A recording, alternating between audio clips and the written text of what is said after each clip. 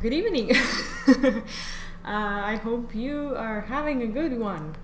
I actually am having a very, very busy one. As you can see, I am live a lot later than usual. It's almost like 2 hours past my usual live streams, but as I said, the live streams this week are not going to be a guaranteed because I'm alone with my toddler.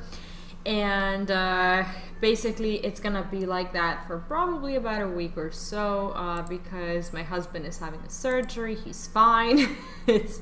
Everything is okay, but yeah, I will be doing this spontaneous thing for a few days now, so yeah, please bear with me. Anyway, I hope you are having a less busy evening than myself. I actually didn't know if I was going to get to stream today because of all the stuff, but I knew that I was going to log into Final Fantasy at some point and do at least a little bit of MSQ.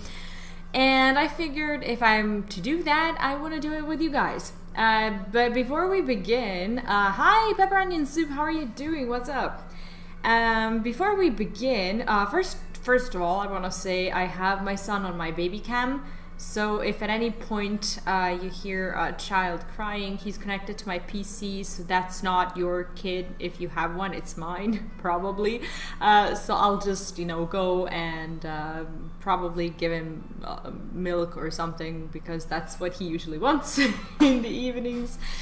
Anywho, now that we have that out of the way, I just kind of wanted to quickly address some news when it comes to the WoW community and what's been going on. This is not going to be another 45-minute monologue that I've been doing. Good morning, Angry Cupcake. What's up? So yeah, I'm gonna be is the sound okay, by the way? If the music from the Gold Saucer is too loud, or if I'm too quiet or something like that, just just let me know. But overall, we should be okay. Where's the thing that I wanted to talk about? Okay, here it is. So yeah, this is kind of a controversial thing because you have many people who heavily support Jeff's pretty much statements, and some people who judge him for this. I personally am somewhere in between. Basically what happened is Jeff, one of the people on the WoW team and Blizzard team, has decided to give us a little bit more info on what's been going on like inside of the company and the community, because he was like, okay, the company is either not giving statements or just giving bullshit statements. So he went ahead and he wrote some stuff that's been concerning specifically WoW, and this is something I think we were all really, really afraid of, that this was gonna happen. There's really not much to it. Basically, what Jeff says, and I'm looking at this, the second tweet, he says, I don't know what to do. I don't have all the answers. I can tell you almost no work is being done on World of Warcraft right now while this obscenity plays out. And that benefits nobody. Not the players, not the developers, not the shareholders. Now, as much as I appreciate someone being freaking transparent with us when it comes to what's been going on, because we know how much. Hi, Myra, what's up? I started to do these little discussions at the beginning of the stream. For those of you who don't give a shit, I'm sorry, but it's against my nature to just log in and pretend that nothing is happening with the MMO community and stuff. So yeah, I appreciate the transparency. I don't want to get into how much of this is true and how much it isn't. He tagged a bunch of people in his tweets, and I don't know many of them. Some of them have shared their stories, some of them haven't. I don't want to get into all that stuff at all. What seems to be bothering a lot of people is the fact that he's mentioning the shareholders here. In a situation where we have all of this going on and basically a death inside of the company, while basically a Blizzard person being concerned about shareholders. I don't think, I'm gonna be honest, I'm not trying to get on anyone's side here, but I think that he just really just wanted to state the obvious. I think that we are all really angry and really just overwhelmed with feelings about this thing. He's one of the very few people who came out with a statement that I don't even know how his basically his team is gonna feel about. He was very open with some stuff that he said. He tweeted a bunch, so if you care about that, you can go ahead and check it out. But basically, I think at this point, everyone from the WoW community is so, I'm not going to say angry because there's a lot more emotion than anger to all this thing. But I think let's just call everyone emotional. I don't even know what I am. I know I'm emotional, and I know that it's really hard to just wrap my head around this. But he did say shareholders, and I'm going to be honest, when I read this tweet, I thought nothing of it because that's a fact. It is a fact that the situation is affecting the shareholders. Whether or not it was a good idea to go ahead and slap it in the tweet in this particular situation, whether it was, you know, a good idea to just like step on community's toes in such a way, because everybody's really rebellious right now and everyone's just really I think some people are out of their depth. Maybe I am. I don't know. but I say what I think, and I think everyone has the right to say. And I think that he really meant no ill will when he said that like the shareholders do get affected by this. I don't think it's appropriate to talk about these things in the midst of everything that's been going on. It is factual, but it might be a little bit insensitive, even though I don't think he's the kind of guy who's trying to come off as insensitive, because he is, from what I'm seeing, he is loved and respected by a bunch of people on his team, and he's really upset about this situation. I don't say that a lot. I don't try to presume that some people are honest or dishonest. But like from what he's been saying, I was under the impression that he was one of the good guys over there, who really wants to, you know, change the way things are. And about WoW, the fact that no work is being done, a lot of people are just like, well, they probably took the Friday afternoon off to just, you know, chill and think about these things, and they might have some meetings on Monday that are going to take a few hours, and then everyone's gonna get back to work. They'll make a big deal out of it. A lot of people are feeling this way. Yeah, that might be what's going to happen in the general social media, because people are going to get tired of talking about this, just like we did with the virus and with quarantine. Like, quarantine was a big topic for about 3 to 4 months, and it lasted in some countries more than a year, and people got tired of speaking about it because everyone knew what was going on, and in a way the virus became old news. Do I think that sexual harassment is going to become old news? No, not by a long margin, and I don't think it should. I'm just saying that a lot of people are going to get to the point where they vented themselves enough that they're just like, okay, I have nothing else to say until there's new pieces of information. We got the biggest chunk of information. We got the lawsuit, and whenever something new happens, of course, again, it's going to stir answers and just people wanting to discuss it and whatnot. But some people are just going to be genuinely exhausted from Twitter, from talking about it on stream, whatever, and a lot of people are going to be exhausted from reading about it and listening to videos about it. Some people are just going to be like, I can't handle any more info on this stuff. It's affecting me negatively, even though I care about this situation and whatnot. I just can't listen to it right now, and that's okay. Mental health should come first, and whoever is feeling exhausted from this, by all means, should step away from it, because being exhausted and still forcing yourself to talk about it, I think that's a really bad idea. I think people really just need to say stuff when they think they need to say stuff.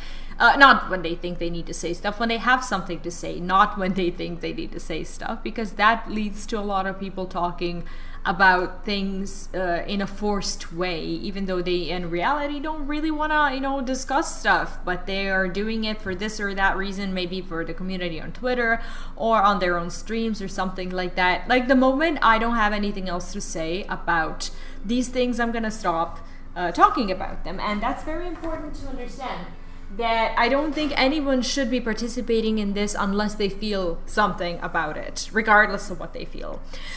So that's what it is when it comes to my own statements. When there's something new, something like this that I want to cover, I will do it. Otherwise, I will continue on playing the games, because that's kind of what we are all here for, and that's what I want to do. When it comes to WoW, yeah, I'm worried. I'm worried that we're either going to get a scuffed patch at some point. I'm speaking like I'm gonna be playing it anytime soon, but but I'm not, and I'm going to be following the situation. I'm gonna be following through the patch. Am I gonna subscribe to WoW to check it out in 3 or 4 months? Probably not.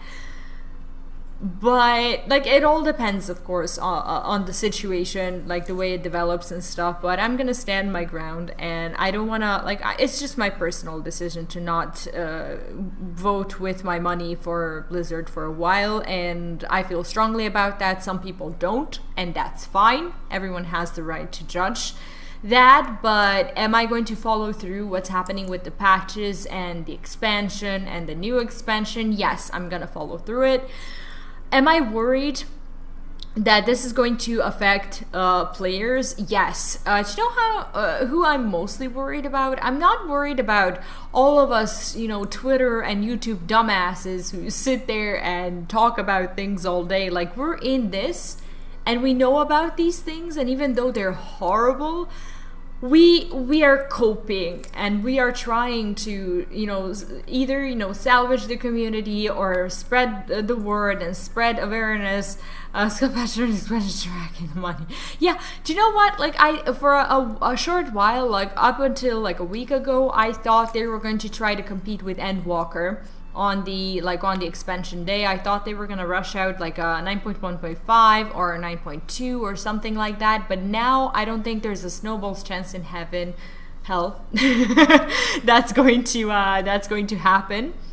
I don't think so at all. I don't think I don't think WoW is gonna see another good patch this year. And I think it's going to get a lot of people are going to stop playing, not because of this thing, but because, again, of the lack of content. This isn't going to blow over inside of the company. A lot of people are going to be feeling permanent just repercussions and consequences of this whole situation, and that's completely to be understandable. Hopefully a lot of people who are responsible for these crimes are going to get removed from these positions. However, that is also going to affect the whole leadership, because someone has to take their place, and every time there's a change in leadership or change in the company structure in general, it pushes deadlines back, and that's a fact. So I think all of these things, plus the constant flux of people who don't know where the previous people have left off, and they have to just inherit this amount of work to begin working on and finish it. I think that's just going to create a huge chaos and turmoil. I'm not going to be a completely negative about all this and say that WoW is never going to see another patch or an expansion again. I think worst case scenario, if they decide to discontinue World of Warcraft, at least, I don't know, for the time being or something, I think maintenance servers are what they would do, or maybe longer periods of time between expansions, not 2 years, but maybe more. I don't know. But yeah, it is sad. It is really sad. Huge corporation has been taken down by lawsuits. They always settle out of court, make more money. The machine marches on. That's true, but I think WoW as a game, it's not just a product that people depend on. Their entertainment depends upon which activity they're going to be involved in. And considering how many people got tired of this and how many people already left the company, I think if the lawsuit doesn't do it, I think the voice of the community will. And that's why, even though I want to state yet again that I'm not trying to influence anyone into unsubscribing or subscribing or anything like that. It is just my opinion that if the lawsuit doesn't have satisfying results, it's first of all, it's going to affect a lot of people in a way that they're going to be unhappy with how everything ended and they're going to leave because of that. Or a lot of people are just going to be tired of this whole thing and tired of no content in the game, first of all. And that's going to be one of the reasons why they're gonna like, they depend upon players. You can't just have World of Warcraft without players. You're gonna have less players, and that might not affect the fact that there's gonna be a new expansion or a new patch or something like that, but it's gonna affect the quality of the game because development is not cheap. And there is money. There's tons of money to be put into the development. But the question is, are people who currently are in the possession of that extra money, are they going to invest? Are they going to take it out of their own pockets and put it back into the game for the good of the community? I don't think so. There's plenty of money. Plenty. But that money is not going to go where we think it's going to go, because each project, each product has a certain amount of money that it needs. And the reason why people like being on top is because everything that goes over that goes to them. Unless there's a big ass reason for someone on the top, and we all know who they are. We're not gonna name names, but we know. Unless there's a huge beneficial reason for them to take the money out of their pockets and invest it back into the game for the good of everyone, instead of redirecting people to mobile game studios, to other games that are doing fine or that are doing better, unless there's a reason, that money is not going to be put back into the game. And there's going to be less money, less capped money that the game will have. Like, if you have less people, you have less money, and no one's gonna take it out of their pocket and say, I'm gonna make up for the fact that not enough revenue has been made and we're gonna still make the quality product. A lot of people are going to start leaving because of the lack of a quality product, because no one's gonna make up for that money. No one.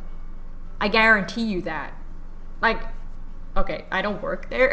I don't know stuff internally, but from the way corporations work, like, that just doesn't happen. Out of the good of someone's heart, just because they believe in World of Warcraft, like, they're not gonna put that money back into the game. The money that in their own eyes belongs rightfully to them.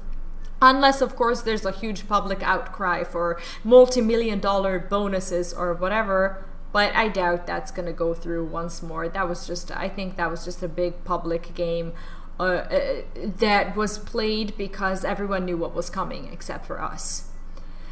So, do you know who I feel most sorry for? I feel sorry for people who don't know anything past the gameplay, who never logged into, I don't know, YouTube or Wowhead or Icy Veins or something like that. Maybe beginners, maybe people who don't care about social media, maybe people who just want to sit down and play a game and not get involved with that. They're gonna feel consequences that they don't understand. And trust me when I say it, there's a bunch of people who don't know shit about what's going on, and that's okay. Not the whole community knows, like, what's going on. And nobody expects them to, because this is not something that is available in the actual game. Nobody's gonna write a post about it. There's not gonna be any quest givers that talk about these things. You know, at worst, they're gonna see a bunch of people killing an NPC in Stormwind. Who cares? You know, it's roleplay. It's whatever. Yeah, exactly. Like lawsuits, they are giving a lot of hope to everyone in the community right now. But I think the community has to be the voice. I think a lot of content creators. Again, I'm not trying to offend anyone or call or name names or anything like that, but a lot of people believe that just by this lawsuit that everything is going to be okay once more at some point, that evil's going to be purged, that new fresh people are going to come onto these positions and make a great game for them once again. It's all very optimistic, but life has taught me to not be overly optimistic. I don't want to be cynical, I don't want to be negative. I just think that we should all sit down and wait on one hand, and on the other hand, take the matters into our own hands, because our vote does matter. Our vote does matter. Where your money goes, if you're buying a store mount or not, like that money on a small scale doesn't seem important, but it does matter. If the lawsuit doesn't come out the way everyone's expecting it to, your voice will be the only one that's left that matters. On an individual and on a collective level, what you're gonna do with that voice is completely up to you. There's no clear way on and rules on how you're gonna vote. You may vote to give your money to Blizzard so you can help those people keep those jobs. But if people are to be fired, they're going to be fired anyway, regardless of whether you're subbing or not, because they're not going to be removed from their job because there's not enough money. There's plenty of money to go around, but it's not going to go to them because of some reasons. Maybe I don't know. Maybe it's I don't know.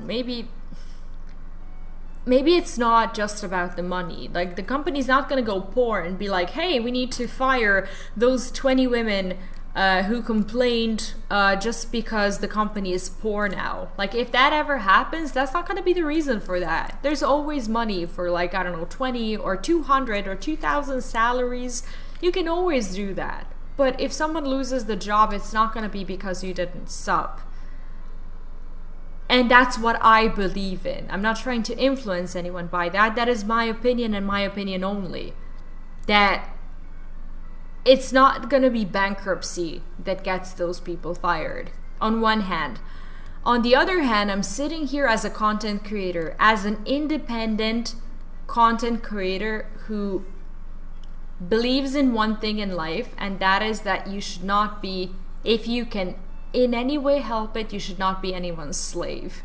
You should not be a slave to the company. You should not be a slave to your job. You should not be a slave to anything and anyone. Modern slavery is a thing. And that's the whole reason why I became a content creator, because I realized that there's always a choice. I'm not saying that all of them should quit their jobs and become content creators. But what I'm saying is that the culture that we live in is sometimes very single-minded when it comes to just going to desperate measures to keep your job regardless of whether you're happy with it or not. I'm not saying that every choice is good. I'm not saying that every choice is possible at the moment. I'm not saying that every choice is I don't know. I'm not saying that you can just do whatever. That you can just, quit your job and get a better one, or quit your job and get a job at a different company, or quit your job and work at something completely different, or quit your job and become a content creator, or quit your job and move back to where you used to live, where you didn't need that job or where you had another one, or quit your job and be dependent upon social, like the whatever, money from the state or whatever. Like, I'm not saying that these are necessarily good choices, but they're choices. There's always a choice in your life. And I think I'm gonna go out on a huge limb and say something horrible. And I don't want to offend any content creator out there, but there's something that every single content creator knows. Every single full-time streamer, YouTuber, content creator, something like that, they know they broke free. They know that they work for themselves. They know that what they do is what they're gonna get back. Because they made it full-time. I'm making it full-time. I'm not making tons of money, but I am a full-time content creator. I upload my videos every day. I stream. I put a lot of stuff into my YouTube channel, and I'm proud of it. And I broke free. See, I think it's not okay to be a content creator and to present the situation of all these people who are currently very unhappy on their jobs, and to tell someone that those people not working there anymore is the worst thing that can happen to them. It depends. You have, I was generalizing. It depends. You have sponsors, you have, ads, revenues, whatever. Sometimes it's not as easy. I didn't mean to fully generalize the way I said it, but it does depend. I was just making a point that I think that every single content creator who acts like there's no choice in life, I think that's wrong. Because everyone can see that same content creator sitting there being full-time and making money that isn't making anyone else rich. Yep, part of it goes to Twitch, part of it goes to YouTube, part of it goes to sponsors, part of it goes to, anywhere else. But they work for themselves. And presenting the situation as if those people have absolutely no other alternative is, in my opinion, I'm not going to say wrong, because I don't think anyone's doing it on purpose, but I think statements like that are not well thought of. Because every single one of the full-time content creators at some point was at a breaking point where they had to ask themselves, am I going to work for someone else, or am I going to do this? They could have, some people never get to the point of being content creators. Some people just sit at their job. They sit at their job and they ask themselves, am I gonna do this job, or am I gonna try to find something else? What my main point is, there's always a choice. Do not, I'm just begging you, regardless of whether you're a content creator or a person or whatever, do not enable and encourage the culture in which we're telling people that there's no other choice for them. None of these people who got molested, harassed in any way, none of them should feel like they have no choice in life. Feeling like they have no choice backs those people in a corner, and in that corner they're willing to tolerate a lot more shit because they think that's the only thing they can do, because nobody else is going to do anything about it, because they can't take their life into their own hands. I'm going to go out on a limb and try to do the impossible and tell everyone that they can take their life into their own hands. I know that there are some crazy difficult stories out there, that there are children involved, that there are visas involved. I have both an immigration process going on right now and a child. I know what I'm talking about. I have a lot of stuff that depend on whether I'm going to succeed or not, and I'm risking a lot, but I could be risking a lot less if I was to just say, okay, I'm not going to be a content creator, but I will take my life into my own hands by trying to find a better job for myself and for my family.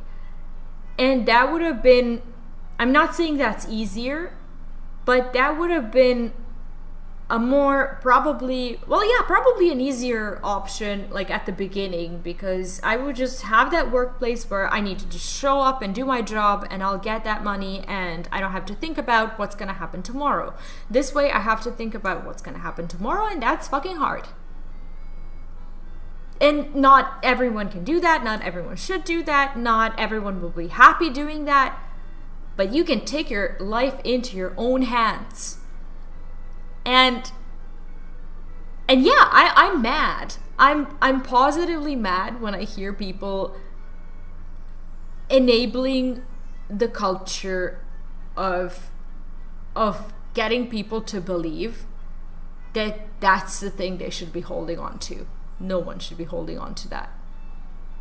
I mean, there are people in that same company who didn't go through the abuse and who are going to be affected by the, you know, by the fact that there is maybe less need for them or less money to go around, even though I already talked about it and I don't believe it, but I'm just saying it because it should be said.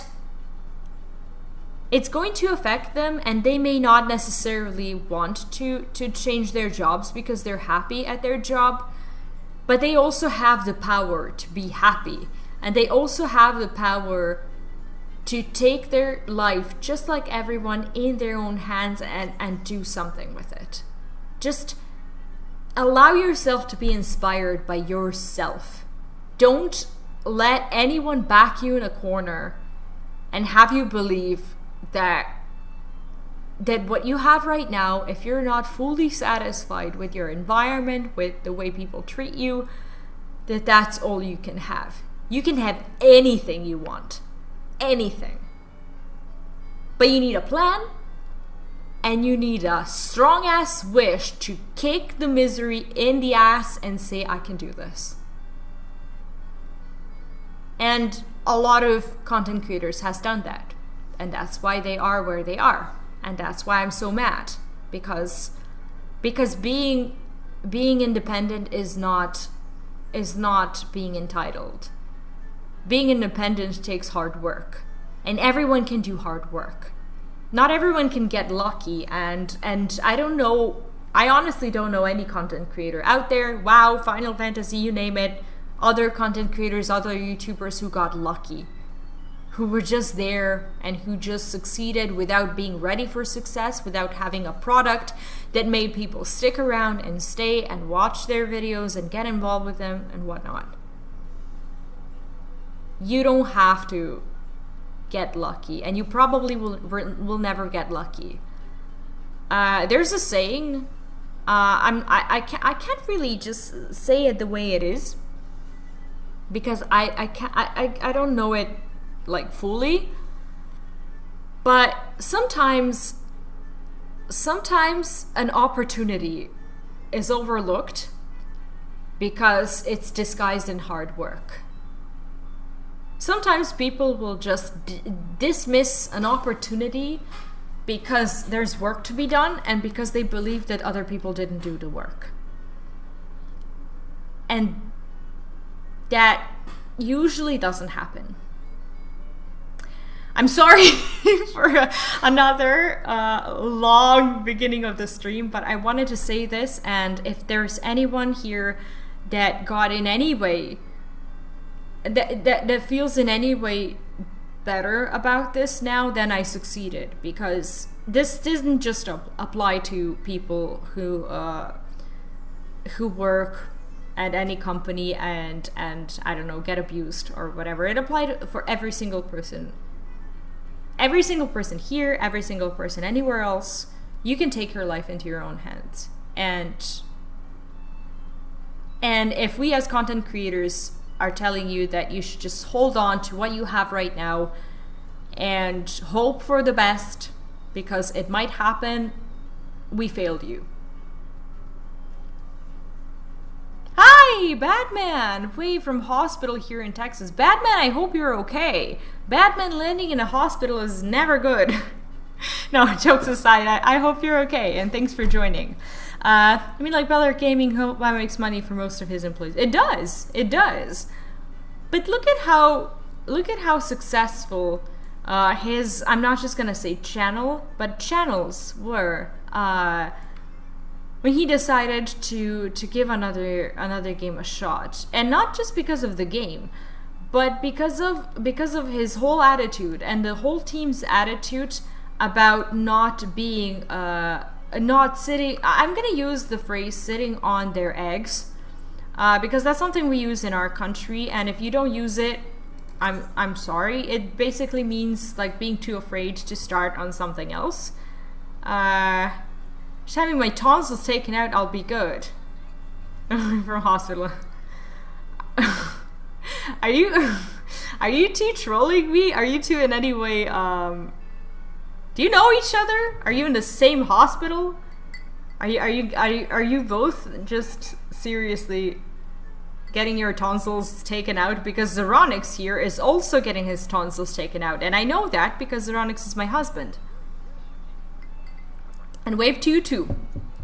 Anyway, you missed out my whole rant, and now I'm gonna play my cat pod, and then we're gonna do the MSQ. And there's no more depression and horrible talks that I can't stop myself. Oh, cool.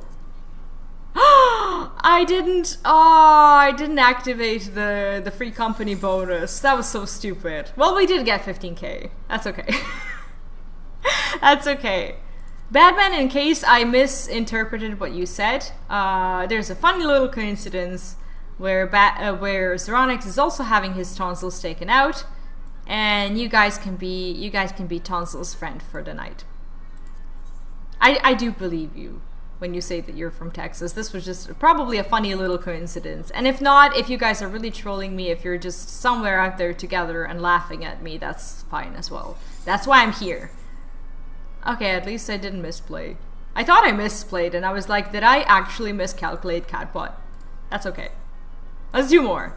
How far are you in the MSQ? I'm starting at 2.55 today, so that should be the final storyline. Shit! Sorry. I wanted this so badly, and now nothing is gonna work out. There's no scenario in which I'm winning, so I'm just gonna do this. Anyway, 81 MGPs is totally fine. We got 15k, and we're gonna be happy about it. So that's what we're gonna do today. Today, I'm gonna go... I don't even know where my first MSQ is.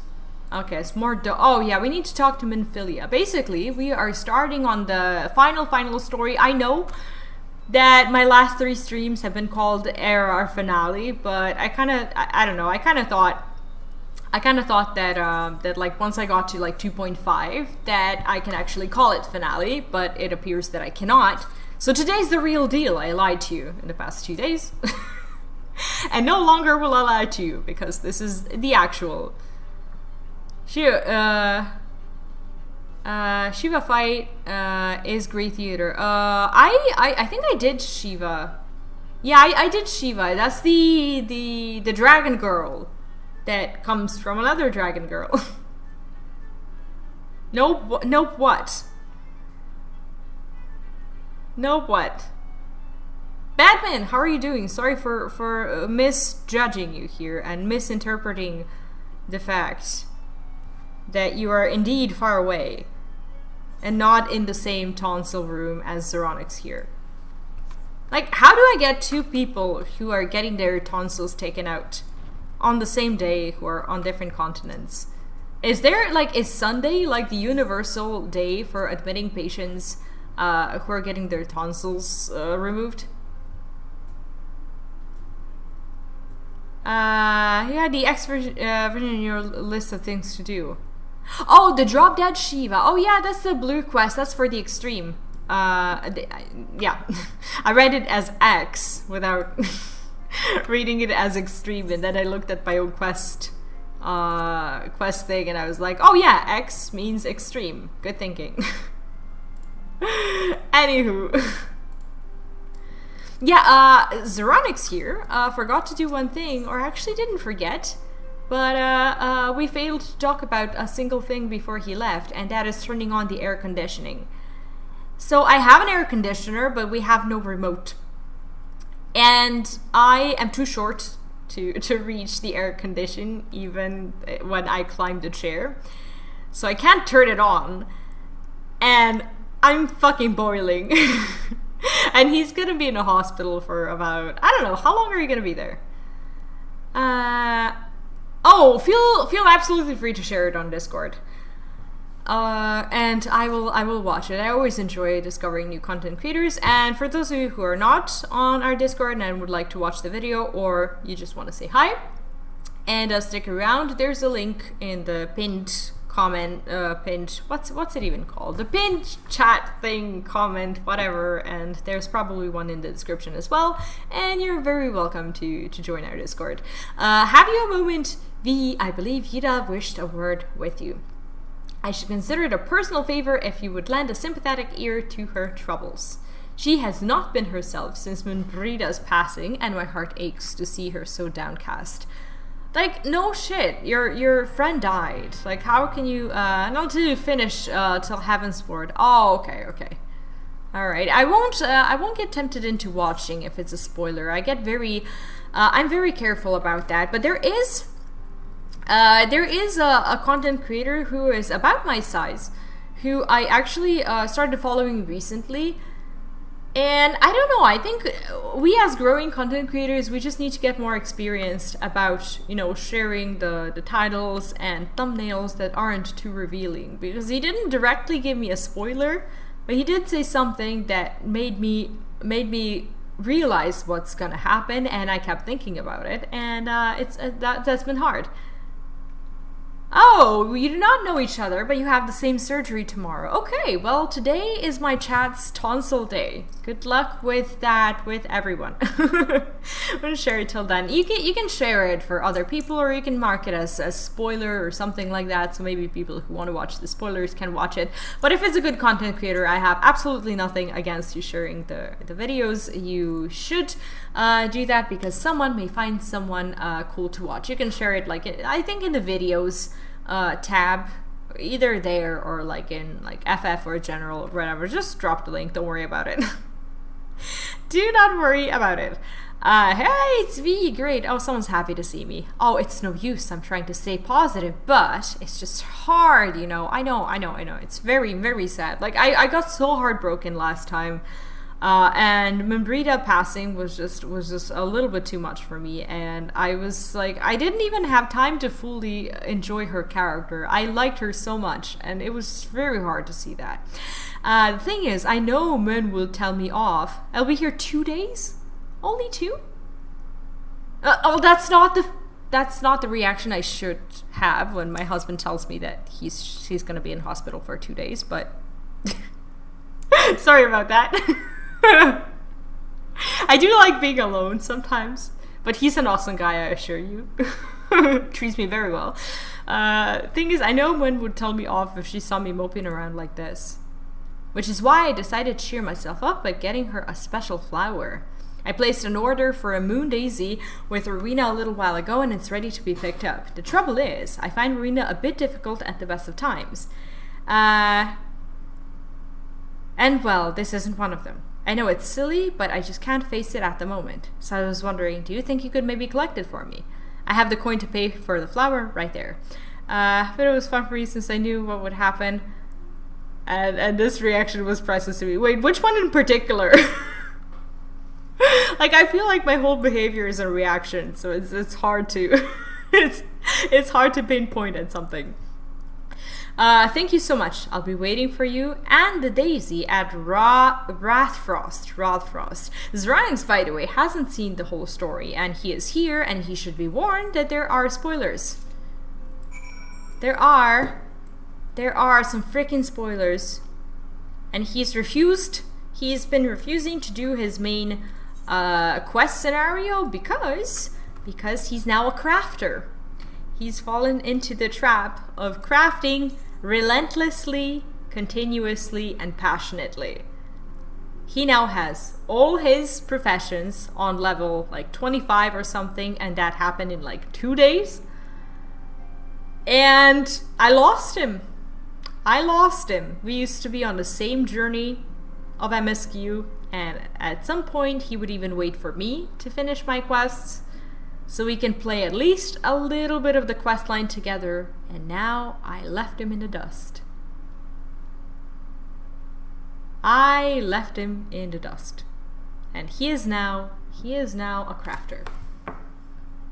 That's okay. He'll actually catch up with me in a crazy fast way, because that's what he does. Especially because sometimes he like, if he's not here, he logs into my streams, or he sits next to me and listens to what I have to say, and then he's like, I heard the story, I can play fast. And then he plays fast because I read. So technically I'm doing his MSQ while making fun of him here.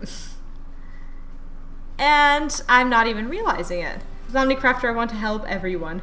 That's actually really cool. Zeronix, I'm sure, will ask you plenty of questions. He's been sharing his crafting adventures with me unsuccessfully because I haven't yet started crafting at all whatsoever, and I'm too afraid to start because I have an addictive personality that will fall to the temptation of something awesome, and that's why I don't do it. I'm gonna go now. Have a nice time. I will be back soon. Bye. Bye. Good luck with your surgery. Talk later. What can I do for you today, adventurer? Eldritch trinket to trade. Oh, actually, yeah, we have flowers to pick up. They got running errands now. Them signs really know how to make the most of your talents, don't they? Sending the savior of yours, yeah, to the bleeding market. Fine use of time, that is. Seriously though, you'd best learn how to say no, or they'll have you mucking out the Chocobo stables next. They wouldn't do that. Anyway, what is it you came here to pick up? What is your zodiac sign? Greetings from Norway. Greetings, Hamid. My zodiac sign is Virgo.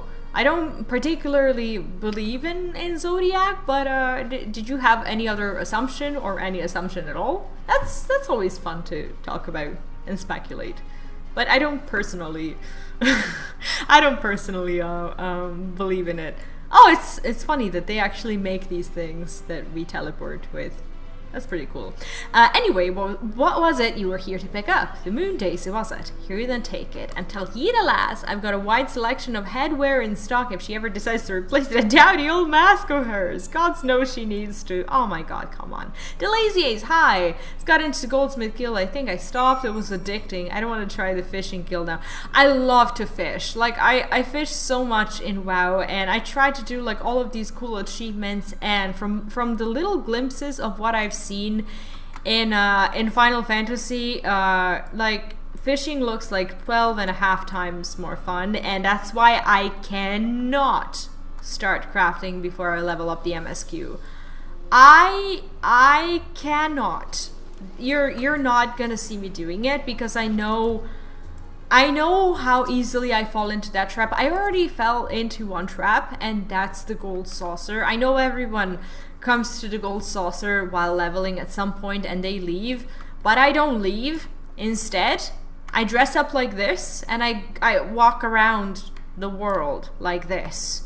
And in case you haven't noticed, every time I log in, like I log in during the stream and I don't play off stream unless there's something that I want to like either record or actually just do urgently or whatever. We're not going there. Do you know how weird I feel finishing my quests and logging off the stream and then going to the gold saucer for at least, oh, they're far away. I wasn't at the right place because I got distracted. Sorry about that. I log out at a bar, like at the casino, every night.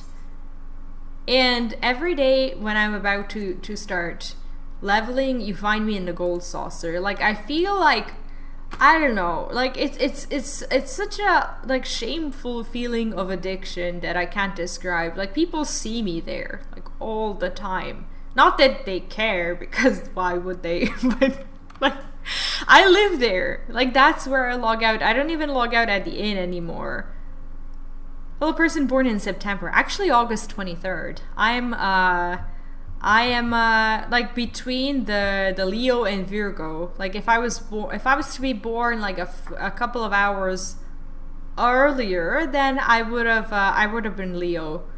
And some zodiac experts tell me that I have traces of Leo nature mixed with Virgo, like basic like characteristics or whatever. I never really paid much attention to that, and I'm a very bad judge of my own character. Like, I hated these do you know, like, I don't know if you used to do that in your countries or whatever, but like, do you know, like when you're a kid, when you're like in elementary school and your friends make you write stuff about yourself in these little notebooks that they have? And basically you have to like say things about yourself as like a memory of a sort, and there's always like a question in these things that says like describe yourself in 5 words. And that would be the moment I don't know, I return someone's book and I'm like, I don't know how to describe myself. I just don't know. I'm too lazy though. Do you know what I'm talking about? Like, every single person who wanted to, or thought they wanted to have a memory of their elementary or even high school friends, like, they'd make this cute little notebook, and on every page they would write like a question and like 25 numbers. No, I'm not, but my mom is. And we're very different. Yeah, I think we all had that. And like, I'm gonna be honest, like, I was never really a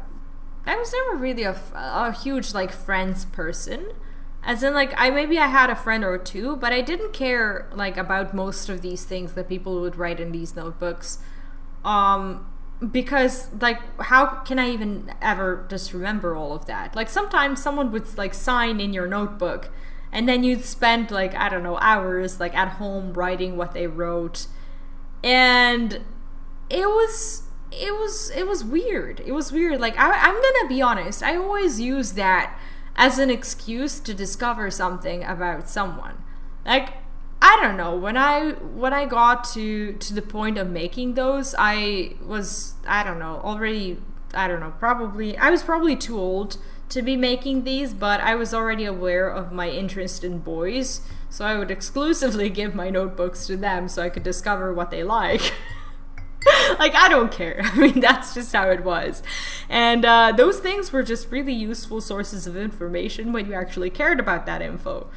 But, you know, if you didn't care, they were just like, I don't know, just like pieces of paper that someone, I don't know, lied to you in or wrote in. Like, I didn't want to do it because I wasn't close with many people. And then they answer all your questions, and then you go to the very back side, and there's like a free, like an empty like page with their number on it, the number they followed through the whole notebook, and it's like, draw something or write something special. And then I get the notebook back, and someone just writes to me like, you're nice. Like, what the fuck? You know, like, I mean, I don't know, like, people always just would put so little effort into these things that I would pass around, and I would never get anything in return, probably because I never really gave something significant in return. Like, I don't know, I wasn't a very friendly person. Like, food to eat, movies, TV shows, those things I liked rather than myself. Yeah, like, I like, we used to do like, okay, describe yourself in 1 word or 5 words, or what's your greatest flaw, or what's your, you know, biggest strength, or something like that. Like, that was fun because that had a practical purpose. Like, that actually prepared you for job interviews, because in those questions, like, what's your flaw? Like, you could practice answers like, oh, sometimes I'm too big of a perfectionist, or something like that. And you can see how the community resonates that. And you could see, like, if you can potentially, like, put that into your, you know, job interview application or something like that. But makes me feel old now. Yeah, I mean, we're all probably old. Like, the other day I was looking at my YouTube like demographics and stuff, and I was like, let's see who these people are. And like, it doesn't like give out any specific information about like you as a singular being, but like, it does show like how many, you know, what percentage of like people from like 13 to 17 years watch you, and then like 18 to 24, and then 25 to 35. Like, my audience, like 55% of my audience is like from 25 years old to 34. And another like 20 something percent is from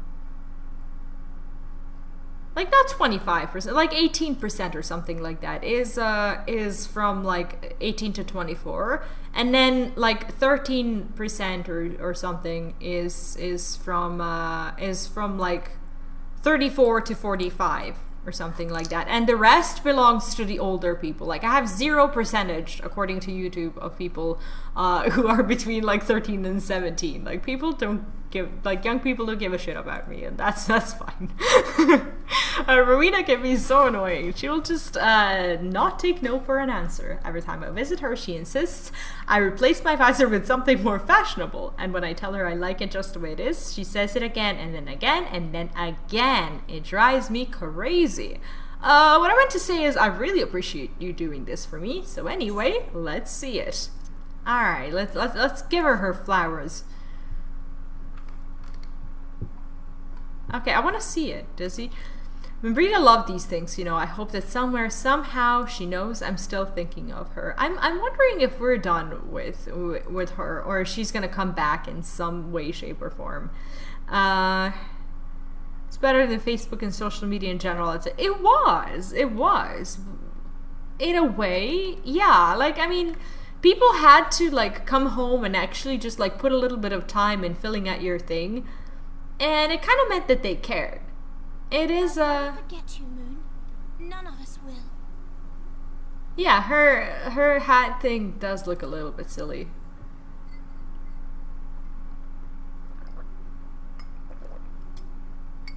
This is coffee that I'm too late with drinking, but...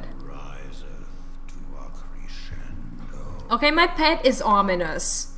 Why is he telling me? When I first played this, I always questioned this outfit. Like, she's cool. She's really cool. But she has her own thing that I would never get involved with. but she, I mean, she does look badass, and yeah, he is nice. Like, I still can't figure out whether or not, like, he means well or not. Like, I still have no idea how dragons are presented in Final Fantasy, and I love dragons. Is that what I think it is? And I just want to find out, like, how they portray them. Hello, can you hear me? Afinal, you're a bit quiet, but we're here. We have received grave tidings from Ishgard. Pray return to the Rising Stones at once. Alright, back we go. See, I like it when they, like, when I go somewhere and I only just arrive and then they call me back. It feels realistic. It reminds me of my own life, because that always happens to me. Wherever I go, like, the moment I arrive somewhere important, someone's calling me and asking me to return. Not to go to another place, but to actively return. Like, it's unbelievable. And that involves these small trips, like when you walk into the room where everyone's eating already, and when you just went to the kitchen, and when someone sends you to the kitchen again. Like, that involves these things as well. I hate that. But I'm looking forward to this story. I wish I could finish it all today, but I'm not gonna finish it today. Pray return to the walking set. Oh my god, I'm so distracted today. I'm not in the walking sense, am I? I clicked... No, I'm here. I am here. We're fine. We're fine. I thought I... The FFG I played was FF15. The ending made me cry, but I heard FF7 made people cry more. See, this is... That's the really sick thing about us. About, like the MMO players. We're so hungry for a good story that we're just like,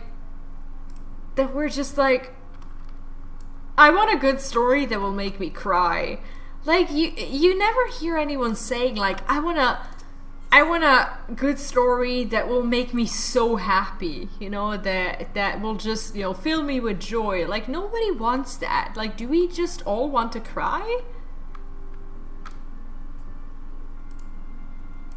Second.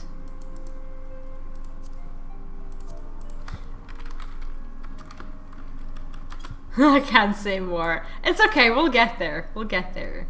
And, I mean, my tear tolerance is low, so sorry. My apologies for the interruption. I was deeply saddened to learn of Membrida's passing. Her loss will be sorely felt. Yeah, I feel like she didn't spend enough time with us. Alas, recent developments in Ishgard leave us little time to mourn. The envoy from Kurthas will soon arrive, and we must hasten to hear her report. Okay. And I guess that's happening now. Awaits the arrival of the Guardian envoy. Oh, is it the hot guy? Oh no, the hot guy is not the envoy. He can't be.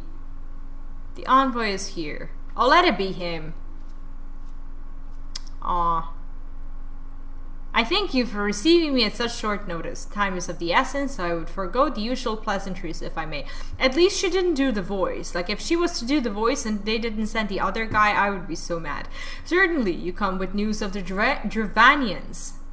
Aye, the dragons have begun their attack in earnest. The first wave reached the Central Highlands a short while ago, and battle was joined soon thereafter. Sir Aimrich himself sallied forth while a contingent of Temple Knights and several companies of the noble house's finest. Though the beasts were ultimately forced into retreat, our victory, if such it may be called, came at the cost of many of our own. Too many. Yeah, I feel like I'm going with the story too slowly, and I feel like I'm tempting my own community to say stuff about it, and I want to hurry up. Well, not hurry up, not skip things. I want to enjoy them, but at the same time, I want to play more because of you guys, so you can say more stuff. We will not withstand a second wave should the Dravanians renew their assault. You paint a grim picture, my lady. Is reinforcements you seek then? We do. Though it pricks our pride, it is plain that we cannot protect Ishgard with our ranks thus thinned by the Horde. Oh, there's Horde. Sir Aimrich would meet you to discuss the possibility of enlisting your aid. Oh, I wanna see him. That's exactly what we want. Very well, I shall depart for Kirtas at once. I must warn you, however, that the involvement of the Crystal Braves is by no means assured. Our commitment to quelling the unrest in Ul'dah must take precedence. See, most of my reasons for wanting to go through the story are selfish. I'm just hungry for it. So yeah, don't worry about it. I'm not too worried. I'm just really obsessed with it. Is it such contingencies in mind that I must make another request? The Scions of the Seventh Dawn are known for sharing close ties with all three of the grand companies of Eorzea. Would you consent to plead our case to their leaders? Oh, now they need us. Interesting. Though I will gladly appear to the grand companies on your behalf, I dare not promise a favorable reply. Yeah, especially because they didn't want to partner up for ages. You need say no more. Considering our past dealings with the Eorzean Alliance, I can well imagine how our plea will be received. Yeah, I'm gonna try to do it as much as I can, and I'm having a late coffee, so that means you might be stuck with me for a while. To experience along with them rather than alone. I mean, everyone knows that I'm gonna play the MSQ, so I'm just like, I just put it upon the people to decide for themselves if they want it spoiled or not. If someone has the first playthrough on their thumbnail, and if they see me doing the MSQ, I'm just assuming that they're not gonna watch the MSQ if they don't want it spoiled, and that's totally fine. Like, I know what I'm getting myself involved with. But a lot of people just want to do it together. For example, like when, I don't know, I really like watching Asmo. And like when he when he quests, I'm usually like a little bit in front of him, and then I try to be in front because like when I watch his streams where he quests, I don't know, like I read all my quests, but then he rereads them to me and I get to think about them again, and it feels nice. And I guess a lot of people might feel like they want to hear the story more than once, and you know, With the fate of Ishgard hangs in the balance. And yeah, my reading is sometimes not the best. We must explore every avenue still open to us, no matter how unpromising. I see. Very well. I shall send envoys to each of the allied nations and have them present your request directly to the heads of the grand companies. In the event that your plea does receive a favorable answer, know that any support is certain to be conditional. Demands will be made of Ishgard. Yeah, I mean, I'm not worried about the views. Like, whoever wants to experience this with us, they shall do so. And even if it's just like one person or something, if I can make them feel better about the story, then that's what I'll do. That is only to be expected. Rest assured that I speak with Sir Aimrich's authority in this matter, and that our actions are fully sanctioned by the Holy See. Can we see Sir Aimrich? Are we gonna see him again soon? He does. Like, I think I misspell my name's characters, and then I listen to his stream and I'm like, I'm a noob. in comparison to this guy. Like, he just does it so much better. Which brings me to my final request, a personal appeal to you, Warrior of Light. The Lord Commander much desires to speak with you, regardless of your fellows' involvement. Oh, so I already have a side quest. Yeah, I'm just very happy to be playing a game and a story that I really enjoy, and if people feel that I'm more passionate about this than about what I used to do, I like to think that if they care in any way about the game, that they will feel good about me being passionate. And that's why I decided to just like take the bullet and leave WoW, because I'm not passionate about it anymore. And I think it's just better that way. Like, nobody wants to watch a dead-faced streamer who just like sits there and does nothing. So Avanel will have always been a Redditor to me too. Like, that was so funny. You faced Midsky Summer and survived. Anything you can share of your experience may yield us as an advantage over our foe.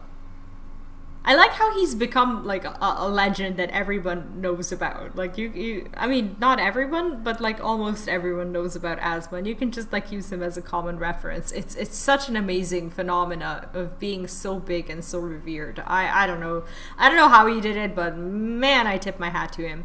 You wear the mantle of hero well. 'Twould seem the road leads us both to Camp Dragonhead. Seek me when you arrive.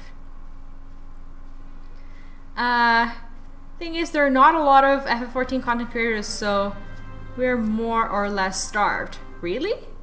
Like, I thought I was one of the last people to decide to do content. See, but there's a thing that I'm going to say now for everyone, regardless of whether you're a content creator or not. I've noticed this in many other cases of content creation. People don't want to create content until they think they're good enough, because they think people will not care. But the reality is, most people who come and like watch you play a game, they don't really actually care about you being good in a game, because it means nothing to that person unless they actually came for like a guide or something. Like, you want guides to be good, but like people want to, people say like, oh, I'll start streaming when I get leveled up. Like, don't do that. Just create content if you want to create content. Someone will be happier for your content. There's always going to be someone who's happier for your content, and if it is within your power to make someone happy, you need to do that. I'm serious. Do it. The sons must answer for their father's misdeeds. Only then will the cycle be broken. But she claimed to want a peaceful resolution to this, and now she's like, let's have a revenge first, and then we're gonna be peaceful. Like, what the fuck is that?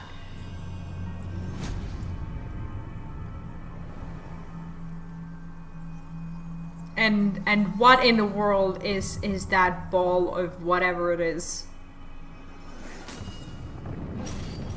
Is that like a shield? Is that like a barrier? Is that like an alternate reality portal? What is that?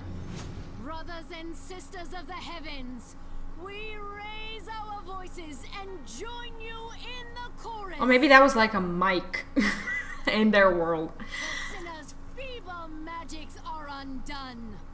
Come, claim your retribution. So basically they messed with our crystal, and now they claim to have undone our magic. Is that what happened? I think that's what happened. Yeah, the way she laughs. Like, if you laugh like this, you're automatically a villain in my mind. You don't get to say ah ha ha ha ha ha and have me think that you're good. Like, I watched way too many Disney movies as a kid to ever believe that laugh. Like, that is just not possible for me. She's saying she wants some peace of mind. Like, I mean, at some point, like, I even got to the point where I maybe believed her, and I considered the possibility that we may be in the wrong and that she knows something. But like, this laughter, that broke me. That made me completely distrust her, and she's gonna have to work hard if she wants me to trust her. Like, real hard. You don't laugh like that, and if you're in any way a good person. Like I remember the last time I laughed like that, and I was ice skating, and I was in my elementary school, and I went with my friends, and I already told you about like how I wasn't too friendly, and I think I was borderline antisocial and mean, and I did have a boyfriend, like kind of a boyfriend, and he went with me and like a few of my friends from class. He went ice skating. Like, this will never stop being funny, even though it's horrible. But like, I remember that he had no idea how to ice skate. And the three of us were just there, and he was the fourth one, and he was holding my hand. And like, there was like a what do you call, like, you had to like turn left a little bit because you had to like go in a circle. And I turned left, and I was holding his hand. And I don't know what got into me. I just let go of his hand. Like, it was an accident, but at the same time, like, I let go. And he didn't know how to turn because like, he was way behind me, and like, he was pulling me, and I just let him go. And he just like smashed himself into the fence and fell on the ice. And I just stood there, and I laughed exactly like this lady. It was so funny. It was like the funniest thing that's ever happened to me, and I still laugh about it, and I still feel horrible about laughing. And that's when I decided that like, when you laugh like that, you're a bad person. And I felt like a bad person then, but I think over time I forgave myself. Well, I forgive myself every time until I remember the event again and laugh again. Then I remember that maybe I'm not such a good person. Because it was funny. I'm trying not to laugh. I really am. It's not funny to have someone crashed into a fence and then laugh at him and not help him. Like, I was laughing so hard. Like, I was holding my stomach. I had a legitimate stomach ache. I was just standing there laughing like an evil little witch. And I didn't even go there and help him. And he didn't even know how to get up. He was like Bambi on that ice. Like, it was so sad. And funny. The murmurings about camp tell some of the matter of trouble at the gates of of judgment. In the Lord Commander's absence, I suggest we visit the place and find out what is afoot. Okay, give me a second. Huh. I disconnected from my baby cam. So I'm trying to refresh it right now. Okay, so let's question the knights at the gates of judgment. Wherever do they live? Oh, maybe that phone that I'm using that is no good of a phone. Maybe it's empty. Maybe it is now empty, and maybe I need to go and replug it. I think that's what I'll do, because he would laugh about them, go and help it. Like, I was unable to. My whole body just froze. My legs froze. And I was holding my stomach, and I could not move. And since then, I think I developed this horrible instinct that when someone gets hurt, like, not real hurt, but like when they I don't know, get hit or hurt or whatever, like, I laugh even if it's my fault that they got hurt. And I try to say I'm sorry, and I usually say I'm sorry, and no one believes me. And I really am. Like, I want to stop laughing because I can see everyone just getting more and more angry with me. And it sucks. Do you know how much it just sucks to be laughing at someone's face and not be able to stop when you want to stop laughing at their face, and you feel them boiling because they don't understand why you're being an asshole. And you don't want to be an asshole, yet you continue to be one. It's just the worst thing you can do. Not the worst thing, but like one of the scumbaggiest things, and probably one of the reasons why I don't have many friends, because I'm not able to stop myself from doing that. I'll be right back. I just need to turn on the baby cam again.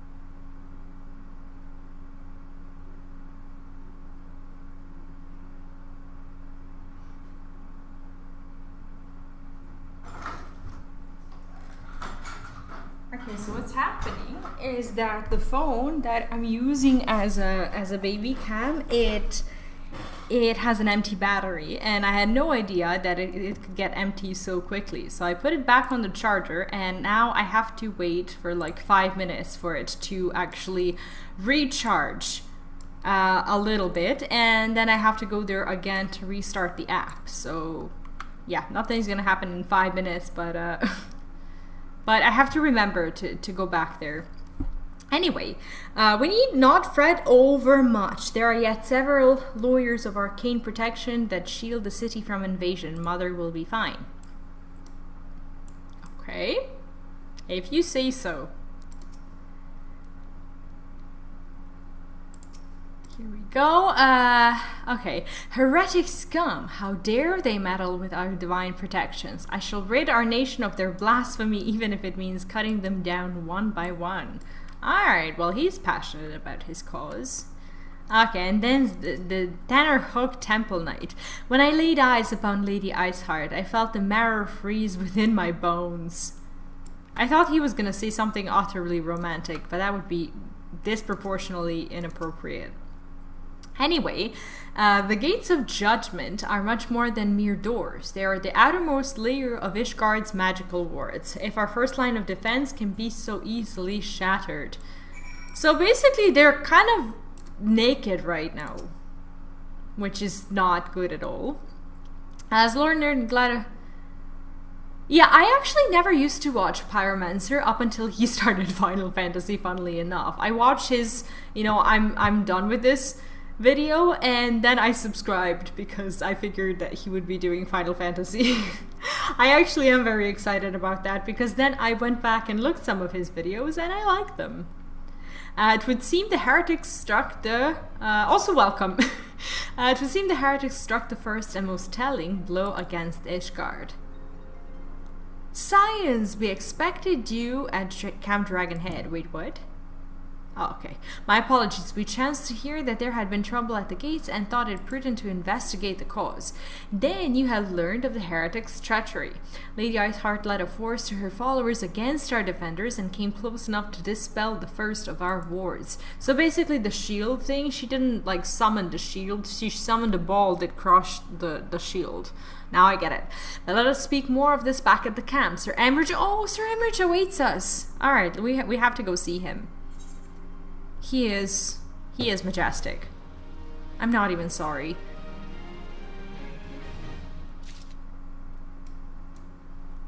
Let's go, quickly. Where's my quest? Alphinaud seems eager to return to Camp Dragonhead. Yeah, me too. Lady Iceheart has grown bold indeed if she would risk a direct action against the city. Come, let us do as we were bid and return to Camp Dragonhead. Lord Hochferrand will know where Sir Emmerich means to receive us. Let's go, let's go, let's go! Are we there already? No, we're not. It's okay. Have you seen his Mock Talk interview with the FF14 lore dude? No, I have not. I have not. These days, I've been following a crazy amount of things, and I have like a list of videos and list of stuff that I want to get onto, and this whole drama, I don't know, I'm sick when it comes to just watching these videos. Like, I still do care. I genuinely care about the community, even like with like quitting the game and everything, and I just want good news. I watch these videos and I'm like, is this good news? Is this good news? And everything just like seems to be worse and worse. 'Tis reassuring indeed to behold the countenance of a friend when one's homeland teeters upon the very brink of disaster. Though a single misstep could send us plunging into the abyss, your heroic presence stokes the flames of courage within my heart. Ah, but you did not come to Dragonhead to listen to my prattling. No, I came over here to see the Lord Ishgardian.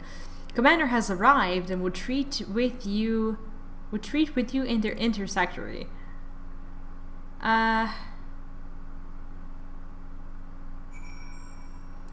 You guys have to post more links in Discord and let me know about like all these awesome content creators, because my feed is right now fairly negative Like, it's filled with news that are probably not something I fully enjoy, even though I have to follow them. So if you have a content creator that you enjoy who has a really positive, energy and attitude, please post it in the Discord because I need more people to watch.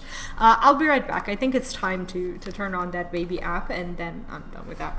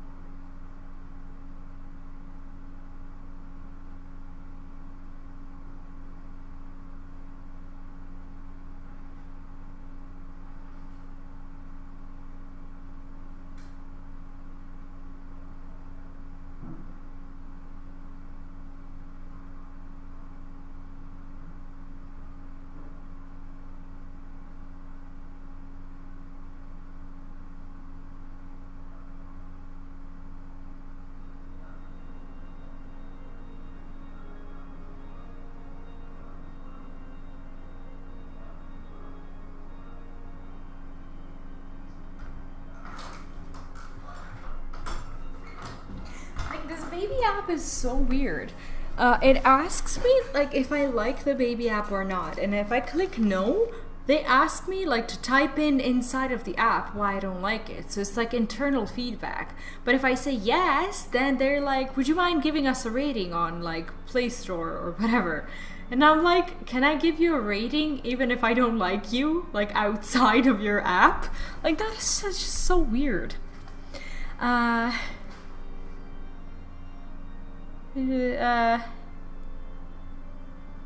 don't want to spoil anything, but he has finished the Praetorium. I think we finished that as well, right?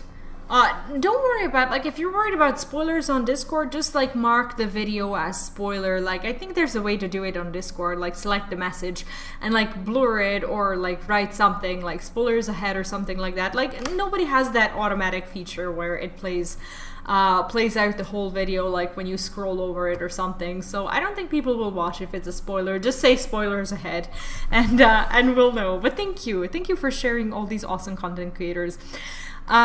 Greetings, madam. Shall I show you inside? Yes, please. I am ready. Oh, I forgot to actually turn on that baby cam. Talked about it. Oh, there he is. There he is. I have a mini crush on this digital figurine. Hopefully he doesn't die. Like, I'm gonna be legitimately heartbroken if he dies. Like, he has this voice. Like, I'm always just hoping that they're gonna do voice. Because he has this magical voice. Like, listen to him. Oh, please, I hope you're gonna be able to listen. Like, he just has such a good voice. Oh no. I thank you for coming with such haste, and apologize for my absence. Suffice it to say, Lady Iceheart and her heretics have much to answer for. He would sound so much better if he was reading. Yes, we are but recently returned from the gates of judgment ourselves. Given the circumstances, we'd quite understand if you would prefer to postpone our appointed audience.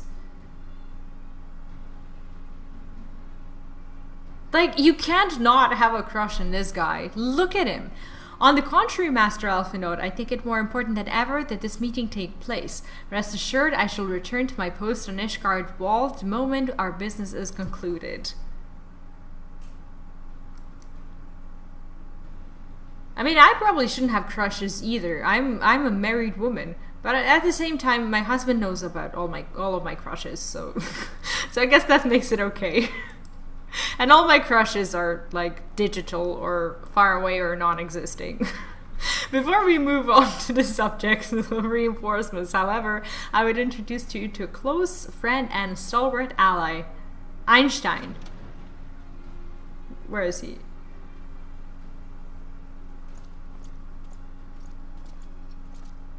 He has cool boots.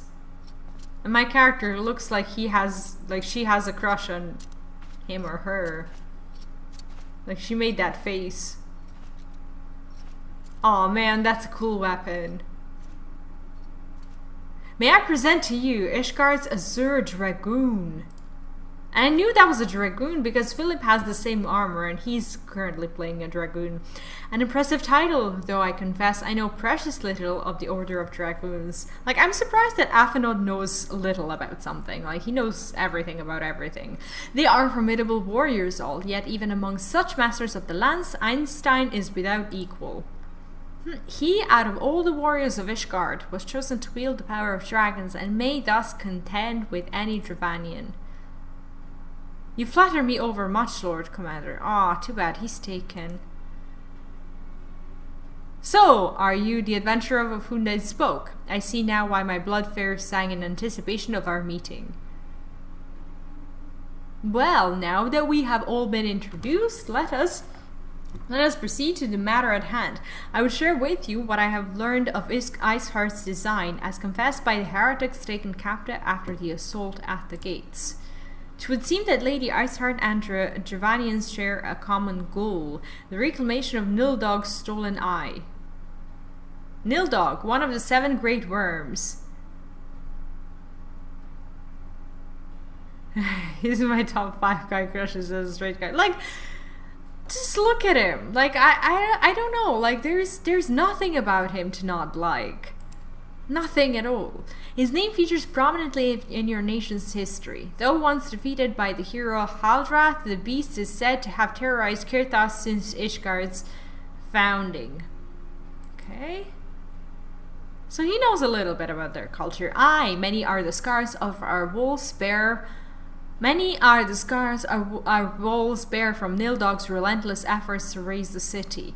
The trophy Haldrath plucked from the bested worm's skull, known simply as the Eye, is the treasured relic of Ishgard, and one possessed of untold power. Should it ever be returned to Nildog, the dread creature would be restored to the height of his strength, and then no wall or ward we could erect would be stout enough to deny him.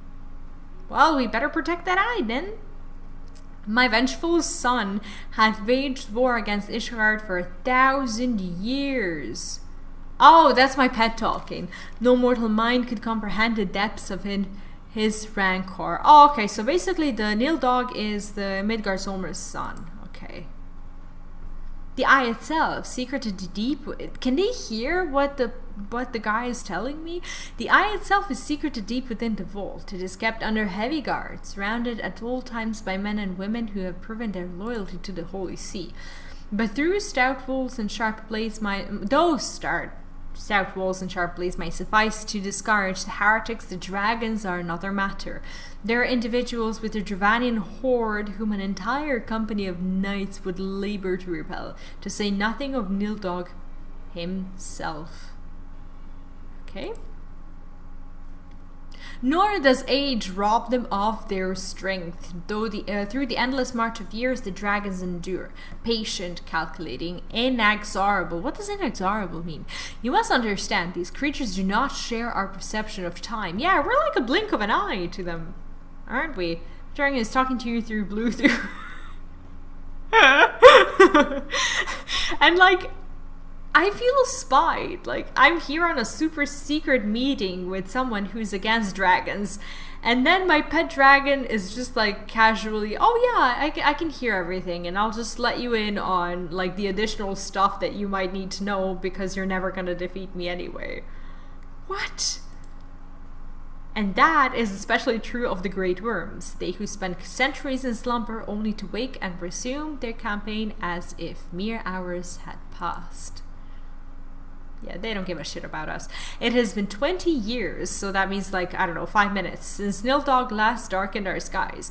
20 years for him to gather his strength and for us to bolster our defenses. And now, just as he seems primed to return, the heretics strike at the gates.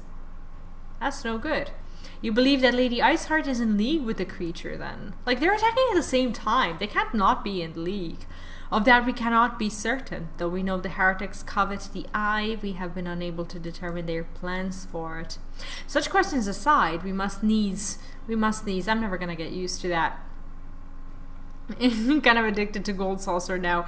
Welcome to the club, I live there. Like, I don't know, like every time I start the stream and I'm logged in there and I teleport from over there to another location, and then when I end the stream I teleport myself back to the Gold Saucer to be there for a little bit more and play a tournament or a mini game or something like that. Like, I know it's addiction, but I think there could be worse addictions, and I know a lot of, you know, problems come from saying that, because like if you're thinking about your addiction just in a way that it's slightly better than like all the rest of them that you could have, it's still an addiction and it's still a problem, and I have it as well. And I can't help you. I cannot help you with that. We must needs address the rag and hole their mistress has seen fit to rend in Ishgard's protections. 'Tis a weakness the Jordanians are not like to leave untested. However, when people tell me stuff like this, I at least take comfort in the fact that if they watched my guides, that at least the guides were good enough to help them get addicted to Gold Saucer. So it would seem you have described your plight in an admirable detail, Lord Commander. Yet I cannot help but wonder at your candor. Why share such sensitive information with us? I shall speak plain. Ishgard has need of allies. Oh, now you need us. Well, I'll forgive this guy anything. And I would have you bolster our front in lines in readiness for the coming battle against the dragons. Yeah, because it's such a good, chill place. Like, everyone loves Gold Saucer. It's not like... I was afraid that it's like that place, like in WoW, do you know, like, the way Darkmoon Faire is? Like, even when Darkmoon Faire is there, nobody freaking goes to Darkmoon Faire. It's just always there, and you have some achievements to do there, but in reality, you never actually end up going there. You always have something better to do. And Gold Saucer, you just want to live there. You just want to be there. It's such a good place. This match I expect, and the music, like the music, when you start a triple triad match, like I could play these cards all day long. Yeah, exactly. Like, you could get so much stuff there, and you could look like a proper ass gambler. So good. Unlike our arrangement concerning the Keeper of the Lake, however, only you stand to benefit from our assistance in this matter. I fail to see why we should intervene in a conflict which concerns only Ishgard and Dravania. So now we choose to be sassy towards an ally that has spent ages eluding our partnership? Like, Alphinaud doesn't know when not to be sassy, that's the thing. When the Eorzean Alliance requested Ishgard's assistance during Operation Archon, you refused us. What's the Hilbrand questline? Is that something I can already do, or... does it not seem grossly unjust to demand that we now risk our lives in our private war? Final Fantasy VIII CDs. Oh, I have my CDs from my favorite games as well. I can't throw them away. I don't know what to do with them. Your brother won the Jumbo Jackpot? That's crazy. Oh, wow. Oh, actually, that reminds me. I do need to pick up my Jumbo Jackpot. We'll do that today. The music game gets better the further you go. Like, I'm very easy to please when it comes to good things, and I'm hardly ever like expecting better things. But the Final Fantasy community has spoiled me in a way that you guys are promising better things, and now I want better things. It's rotten. It really is. I make no attempt to defend my country's conduct. I only ask that you consider what would follow were Ishgard to fall. Having raised our... Oh, now he's blackmailing us. Like, I'm still forgiving him everything. Having raised our city to the ground, the Horde would have little cause to linger, and most would return to their lairs in Dravania. Soon thereafter, the ruins of Kirthas would be... Yeah, that's blackmail. Would be buried in snow, and the land would become the sole province of beasts and beastmen. It's like a game inside the game, and it's just silly nonsense, and I love it. Where is that? This is stupid fun. I like stupid fun. How do you do that? Until the Guardians' arrival, that is. For many, you may be certain that the Empire would not hesitate to claim Karthas. They would not even have to draw steel.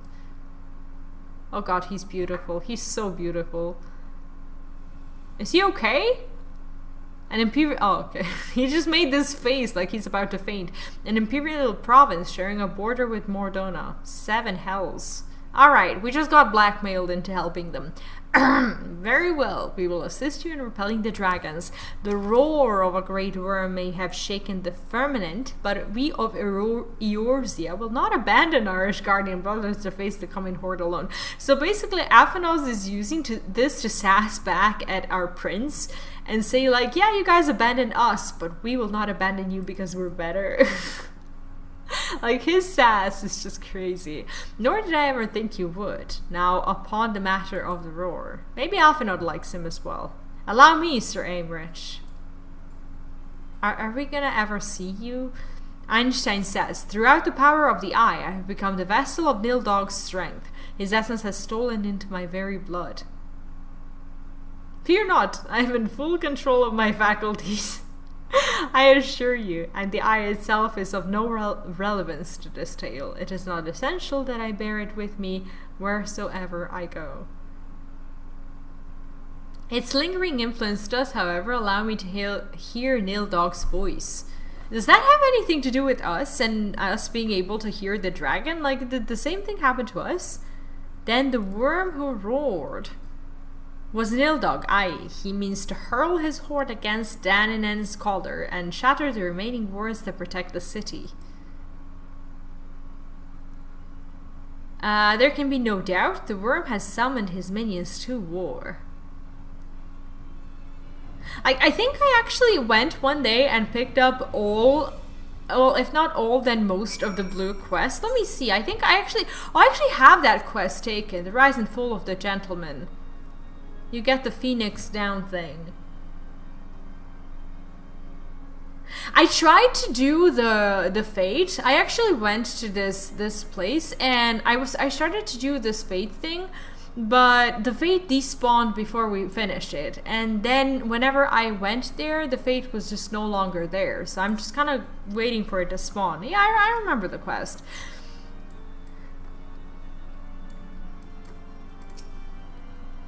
But I didn't know it was anything fun. I just thought it was like some sort of unlock feature that I need because I need to have all of them.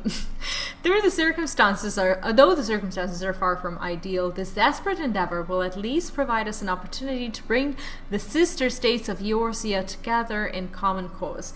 Sir Aimrich was more ruthless in his negotiations than I had anticipated. I suppose one must give no quarter when one's home is at stake.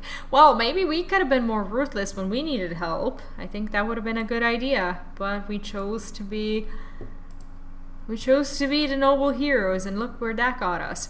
But did you see the look on his face? I saw the look on his face. I saw his whole face. It's beautiful.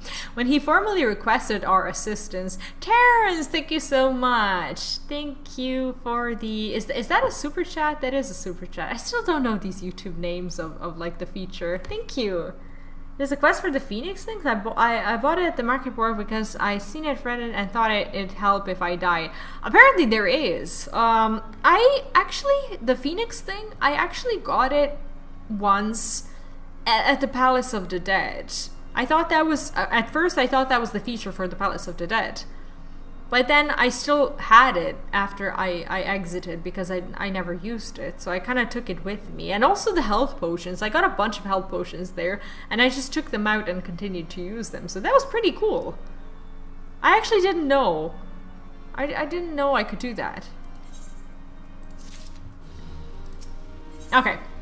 Alphanode is ready to begin making preparations for war. Alright, this sounds heated. If we are to aid the Guardians in this war of theirs, how do we use it? I have no idea. I thought it was... Actually, I'm not actually really sure what it does. I'm gonna have to check. If we were to aid the Guardians in this war of theirs, preparations will have to be made and soon. I just know it's something about resurrection or whatever. I didn't really remember what it was. Before proceeding, however, we must needs return to the Rising Stones and make our report to Antecedent. Alright, let's go to our boss lady. She's like always there, unmoving, just like waiting for... Like, I feel like she's this, like... master adventurer who is in reality playing retainers with us, and like she keeps sending us on missions, and like every evening at some point of the evening I come back and I feel like I came back from like the field exploration mission, and she's like, oh goodies, you brought us goodies, and then she goes off and sends me somewhere again. I let a person use the Phoenix down. So basically even if I don't have the resurrection ability, I can like target someone and resurrect them. So how not popular, but how common is it for someone to have a resurrection ability on their own without using anything else? Like I assume that every healer has it, but what about the DPS and the tanks? I guess I don't know. It's not like in I don't know. I'm not sure. Let me actually see what it does. Okay, where's the damn thing? What is this? What are these things? Like, I always have the bags full of most random stuff. Oh, there it is. I have it bound, but I still haven't received it. That's why I don't have it in my bags. Makes sense. It cannot be used during battle. Okay, so it's like a resurrection for after battle. A plumage for the Phoenix, a legendary bird that upon each fiery death is said to rise from its own ashes in a literal blaze of glory. When placed upon the body of one who is incapacitated, it will instantly revive the person. Okay, cool. Yeah, I bound it here when I went to Palace of the Dead. Because Philip and I go there together, and I figured that it would be useful, but I never actually got to use it, so I didn't even remember how it worked. Red Mage and Summoner can use battle res other than healers. I see. Okay, I have a random question. How many people do I have in the chat or watching the stream who speak Spanish? Any kind of Spanish, like Latin American, Portuguese. I'm not sure. Well, okay, let's not limit ourselves to language. How many people in the chat consider themselves of like either Spanish or Portuguese or Latin culture or maybe Brazilian culture or I don't know.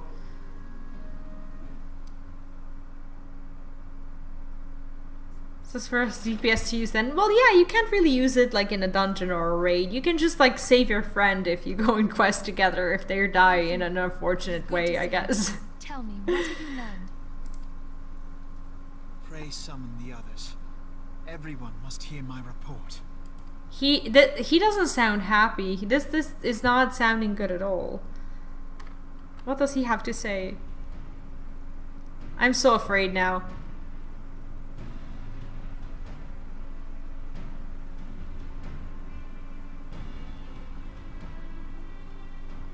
What's Russ? So this was all but a taste of what's to come. Indeed. The main host advances upon Ishgard as we speak. Whose vaunted defenses have been nullified. That looks like a shitty situation to be in. Shorn of its walls, the city will bear the full force of Nidhogg's fury. Oh, Nidhogg. It's not Nildog. Sorry about that.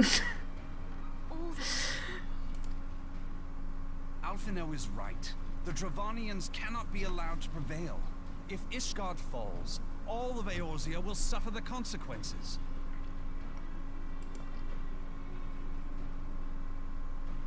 I should stop with coffee. Then you agree that we have no choice but to intervene. For the good of the realm, the Scions of the Seventh Dawn and the Crystal Braves must join the defense of Ishgard. Well, that's kind of what we've been planning on this whole Let there be time, no isn't it? ambiguity about what has been proposed. We would be directly intervening in the war. Yeah, I speak Spanish. But if all here But, believe our cause to be just, then to war we shall go. I recently watched a show on Netflix that everyone would understand because there's titles in it, but it's a very inspiring story about a musician, about a content creator that probably a bunch of people know, but like if you like Latin American like music, like reggaeton or whatever, I don't actually like many of them, but I do like this particular artist, and he recently published his show on Netflix, and I just recently watched it, and it's actually very, very inspiring. In Florida, Spanish would be useful here. Oh yeah, I never actually went to Florida. I wanted to, but I never had the opportunity to go. Who'll believe the cause to be just, and to war we shall go. Like, I heard that the beaches and stuff, that they're actually really pretty. But I pray you will walk with us to the end. Yeah, I like reggaeton as well. Like, people don't believe me. I don't know what people think I listen to. I listen to a bunch of, different music, but I like Latin American reggaeton. I really enjoy it, no matter how trashy the lyrics are. They're just fun songs and really, really addicting. For those we have lost, for those we can yet save.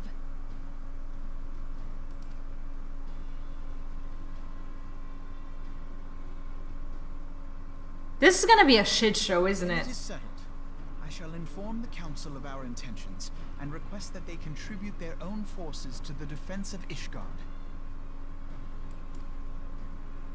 So we're all just marching into our deaths here, because it would be dishonorable to not do that, and because we care about them.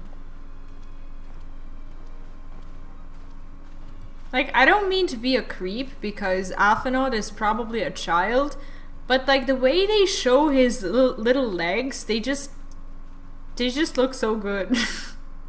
I mean, like, I guess that was their point, but he has this gear that I don't know, makes his legs look fucking amazing. Sorry for being a creep. Wait, what's happening here?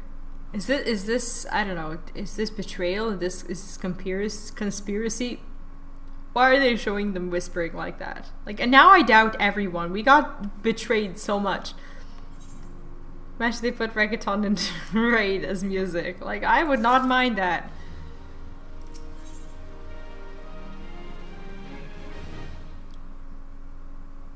Benfilia would have you assist with preparations being made for the defense of Ishgard.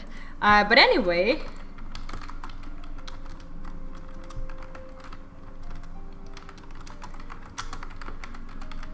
this is the show I watched, and I unapologetically enjoy this artist, even though some people say that he has the sleaziest songs.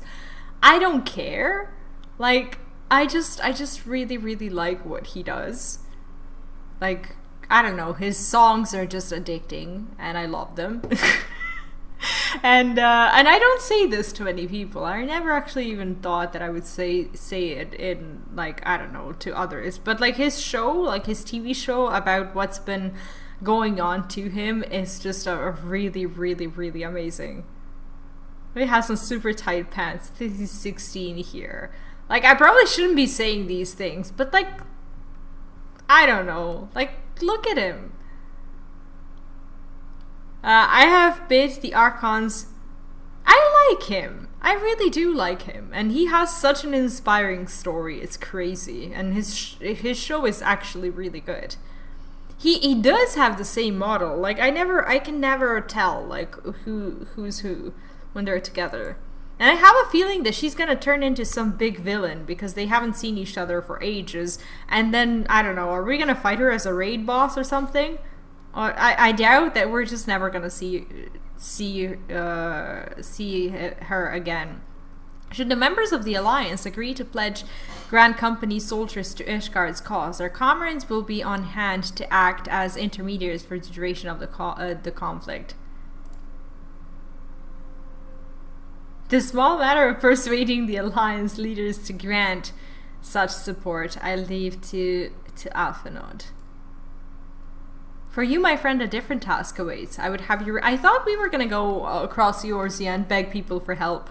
I would have you to reach out to your fellow adventurers and gather what allies you may for the coming siege. Is this going to be a raid? I would also have you consider the matter of your own security. Remnant's Toll is but a short flight from the snowfields of Kerthas. It's not unimaginable that the fighting may spill across the border. Pray... Oh, we need a passport or what?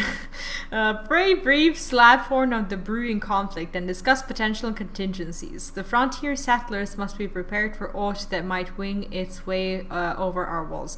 See, the thing about Nikki is that, like, I am very rarely subscribed to a music channel. Like, I subscribe to, like, news channels, gaming news channels, some content creators and stuff. But, like, when I'm looking for music, I just look it up when I want to listen to it. I don't subscribe to them. I am unapologetically subscribed to Nikki. I am unapologetically subscribed to Yankee and to, you know, everyone who's doing songs with them because they are just awesome.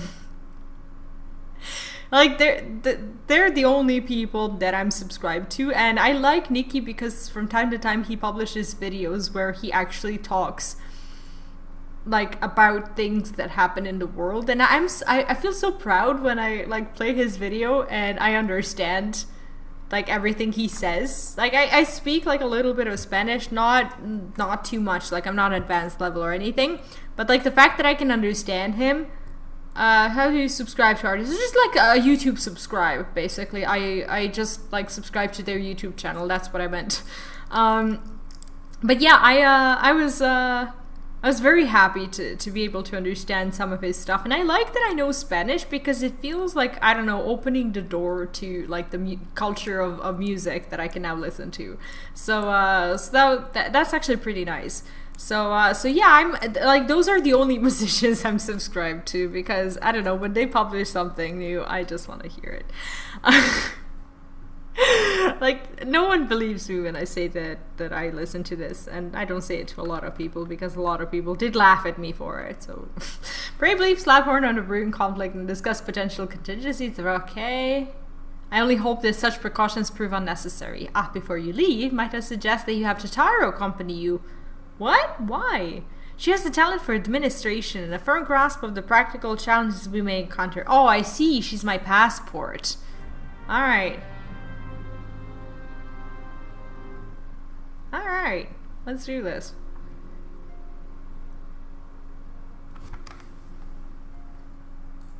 So is this gonna be where we go into the raid? I actually am not following like the MSQ list. But I wanna check it. Okay, so we are at the quest Volunteer Dragon Slayers. I just wanna see where I'm at. Oh, there's so many quests. 50, no, that's too much. That's too far. Volunteer Dragon Slayers. Oh, we're actually almost at the trial or the raid or whatever it is. I think this is a trial. The Steps of Faith. I don't know what that is. Oh, that's not the way to go. Anywho. What kind of music do you guys listen to? Like, I don't listen to just sleazy Spanish, Latin American reggaeton. I listen to a bunch of other stuff as well. You're getting pretty close. Yeah, I'm excited to wipe yet another group. Rather close to Kerthas, aren't we? We must see our own defenses, and we'll also need to have beds and bandages laid out just in case. A good receptionist is ready for any eventuality. Let's go. Fee, I have 101 things to discuss with Slabhorn.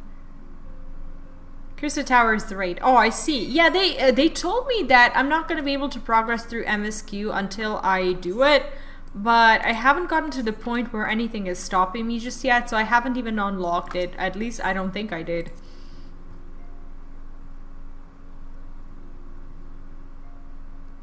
At this point, I can't even imagine who we're fighting in this trial. I don't want to spoil it to myself. So whatever, except, K-pop, don't come at me.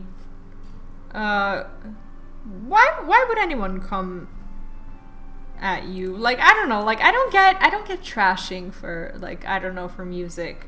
It's like, I don't know, it's weird. Like, you can be one person, like, in your, you know, IRL or whatever, but, like, music that you listen to, it allows you to be whoever you want to be. Like, if you speak another language and you get, like, access to another type of music and their, like, way of thinking and understanding and stuff, like, music just allows you to enter their world and to listen to their songs, regardless of whether you speak their language or not. It's just so impressive. Like, the things music can do for you are incredible. Okay, we're supposed to be here. Won't stop you until Shadowbringers, but it's doing it earlier is better. Oh, I see. Okay, I thought I had to do it to, like, finish Realm Reborn. I appreciate the warning. If war is coming to Kurthas, then toll must be made ready. I'll increase the number of patrols and lookouts immediately. I also see about finding room for an infirmary as well as temporary housing for victims of the conflict. Ishgard has done well by us in the past, and I would return the favor. Be that guy that gets to that point and doesn't have it done. Yeah, I will do it. I will do it. I want to complete, like, all the things that I have to unlock before I start the new expansion. So before Heavensward, I promise I will clear out my blue quest log, and I will do the tower thing. Race is like LFR and oh, I see.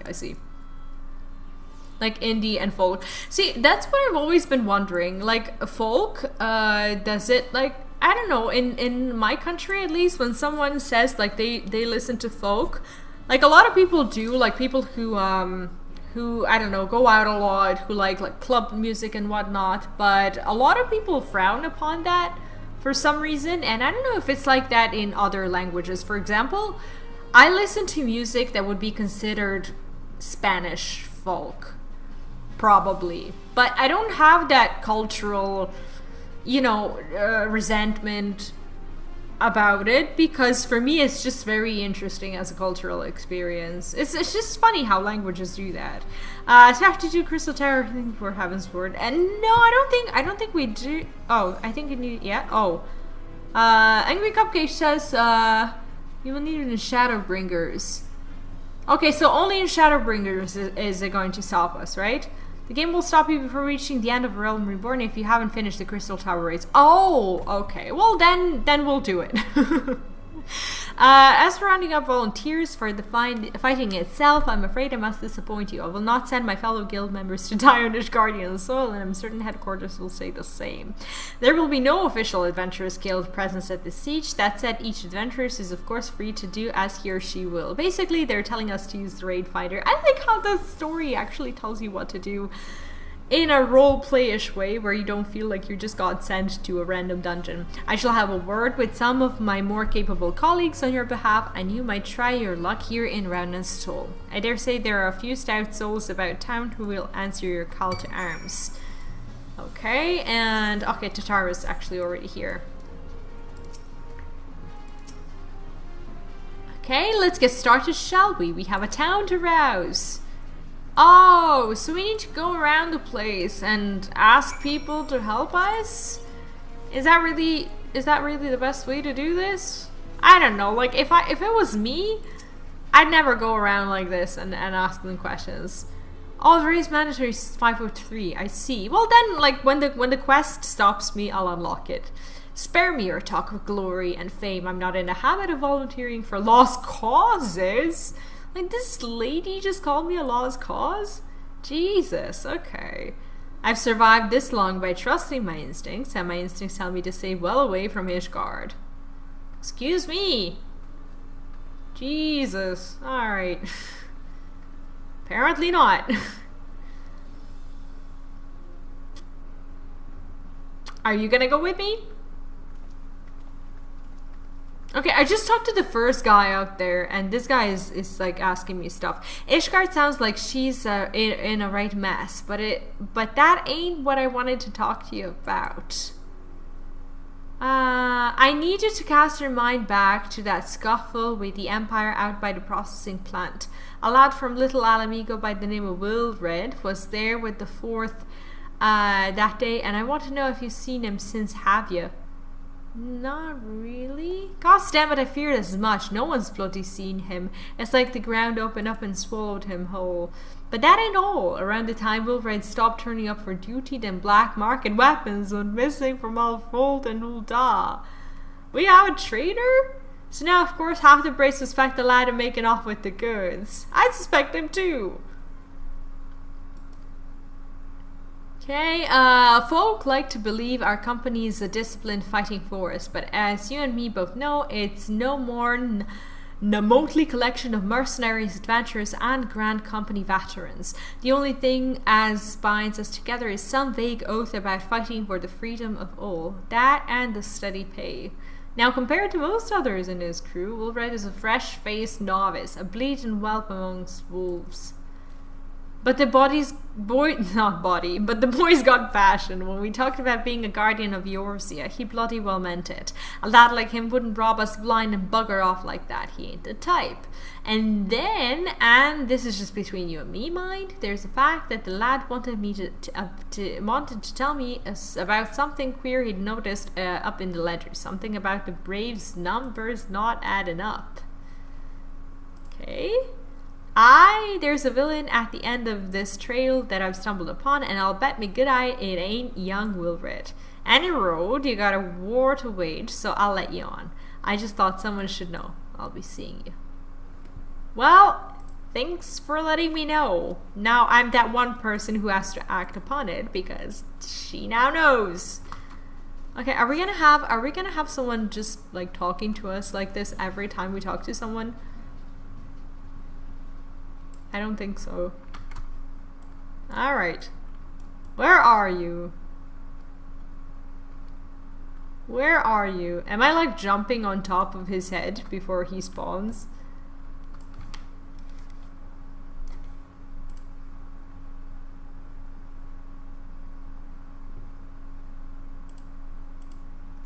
See, I've been having this problem with headphones for a while. I have okay headphones, but I'm also wearing glasses, and my glasses get like cut into my head a lot, and sometimes it hurts. Like, does anyone else wear glasses? How do you solve that? Adapt Adventurer says, Ishgard seeks sellswords to bolster its ranks. Though I'm not sure I like the sound of the siege, those nobles will surely be generous with their rewards. But I have pledged myself to guard Revenant's toll. Modest work though it is, I'm loath to break the terms of my contract. What to do? Walk away and do neither, apparently. Alright, that works too. Oh, that's a pretty mount. Is that a mount? That looks like a mount.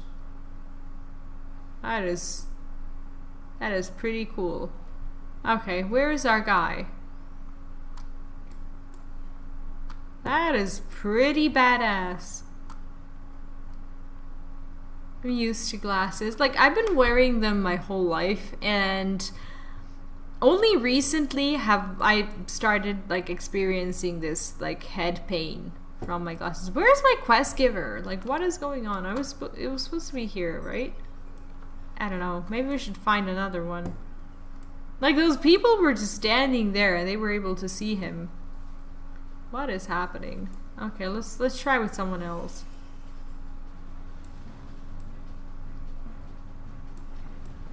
Okay, maybe someone's here. Ah, there we go.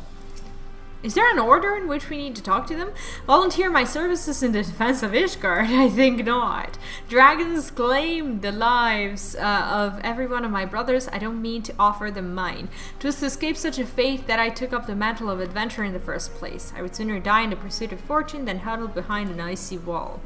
I can't actually wear contacts because, well, this is something that I notice in my videos. And other people probably notice it as well. Like, when I look straight, like when I'm looking at the camera or whatever, like I don't actually look like I'm looking straight and stuff. It's because I can't keep my eyes straight. because I have this. It's called. I don't actually know what it's called. It's like nerves in your eyes. Don't like not taking your eye where it's supposed to go. Like I still see the thing that I'm looking at, but my eyes don't look like I'm looking there. It's actually kind of creepy. I hate looking myself in the videos. It looks horrible.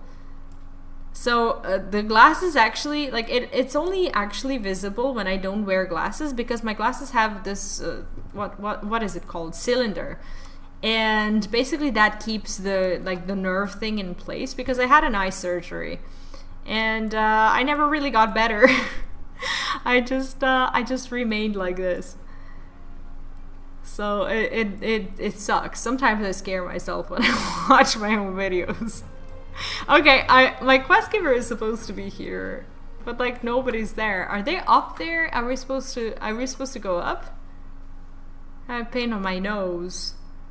Yeah, oh, okay. Well, our adventurer is actually here. That's great. That was weird. Sell me blade to the Ishgardians. Well, them dragons are a fearsome lot, but I'd slay me fair share if the coin was good. I worked for one of them nights before, you know. Watch me like a bloody hawk he did. Still, I'd put up with worse than that for a heavy purse. Okay. Yeah, I wanted to use contacts. Well, when I was a teenager, I had this idea that I would use contacts because they would make me look like, I don't know, less of a nerd, and back then I thought nerds weren't cool for some reason. And I went actually to the doctor and I asked if I could wear contacts. And then at the age of like 11, they actually explained to me why I'm wearing glasses and why I can never wear contacts, because they're not useful to me. Because I kind of see, but like my eyes are just not in one place. And the glasses keep them together through cylinder or whatever. Like that's at least what they said. There you are. So did you sway any hearts? I'm not sure. Like I think we got one or two. Well, added to mine, that makes 3 or 4, not including Slavhorn's friends. We won't have the largest company in the army, but I'd say 1 Revenant Toll's veteran is worth 12 clanking knights at least. Okay. I've been so caught up with recruiting that I almost forgot there's been a word for Afinod. Apparently the Alliance leaders are convening in Ul'dah to discuss Ishgard's plight, and they've requested your presence as usual. Anyway, you'd best make your way to Ul'dah or you'll be late. Afinod said that they would meet you in the Royal Promenade. Okay, so basically we're going home.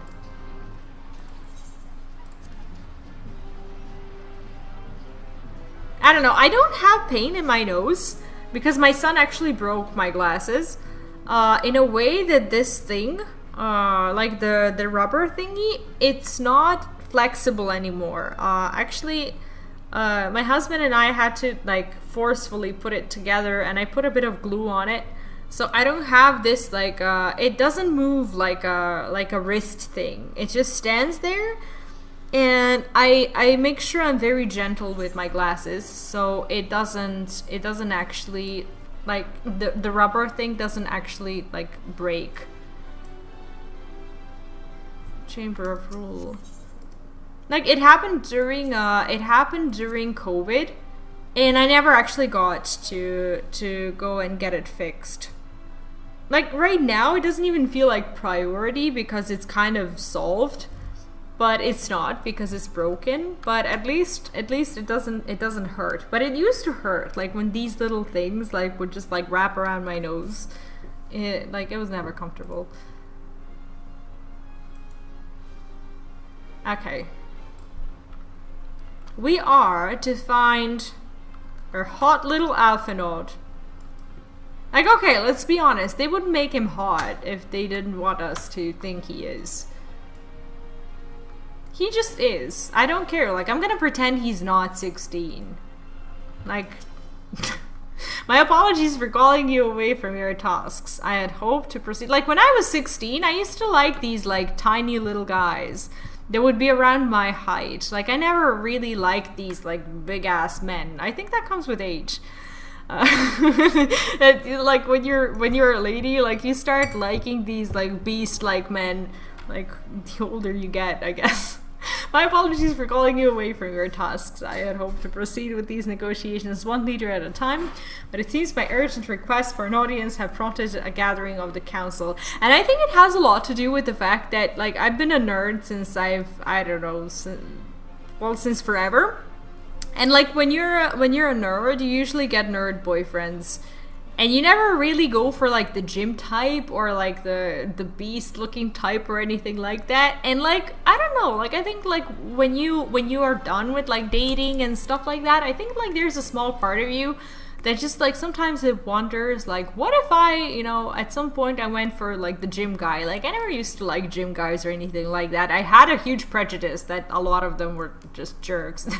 I didn't want to be involved with, but I know that's not the case. Like not every single person who goes to a gym are jerk. Like why would they be a jerk? That's not that's not the case at all. But there's this like, I think there's this like teenage nerd like attitude that makes, I don't know, all the nerds think that all the people who are not nerds are jerks, which is really stupid. So yeah, that's definitely not the case. But yeah, I don't know, like I wish I was more open-minded back then.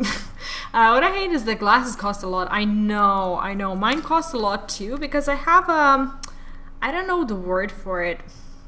What do you call, like, what do you call the number that defines your like lenses? Like for me, like there's like a plus or a minus or whatever. Like I can't remember the name for it. But the problem with my eyes is that one is like in minus because of like obvious reasons like PCs and stuff like that. But the other one is a plus because I only had a surgery on one eye, and that one just got wrecked for the rest of the eternity. So that one is not like a computer blindness or whatever. Like it's just permanently wrecked. So if I'm looking at you like a creep, that's why it happens. I too dated a popular nerd who was friends with the popular kids. How does that even happen? Like, how? Like, how are you a nerd who's friends with popular kids? Like, what is the social structure of that? I never learned how to do that. My apologies for calling. Okay, I'd hoped to proceed with these negotiations one leader at a time, but it seems my urgent request for an audience had prompted a gathering of the council. Needless to say, I felt obliged to attend. The alliance leaders are already seated within. Let us join them. Oh, movie time!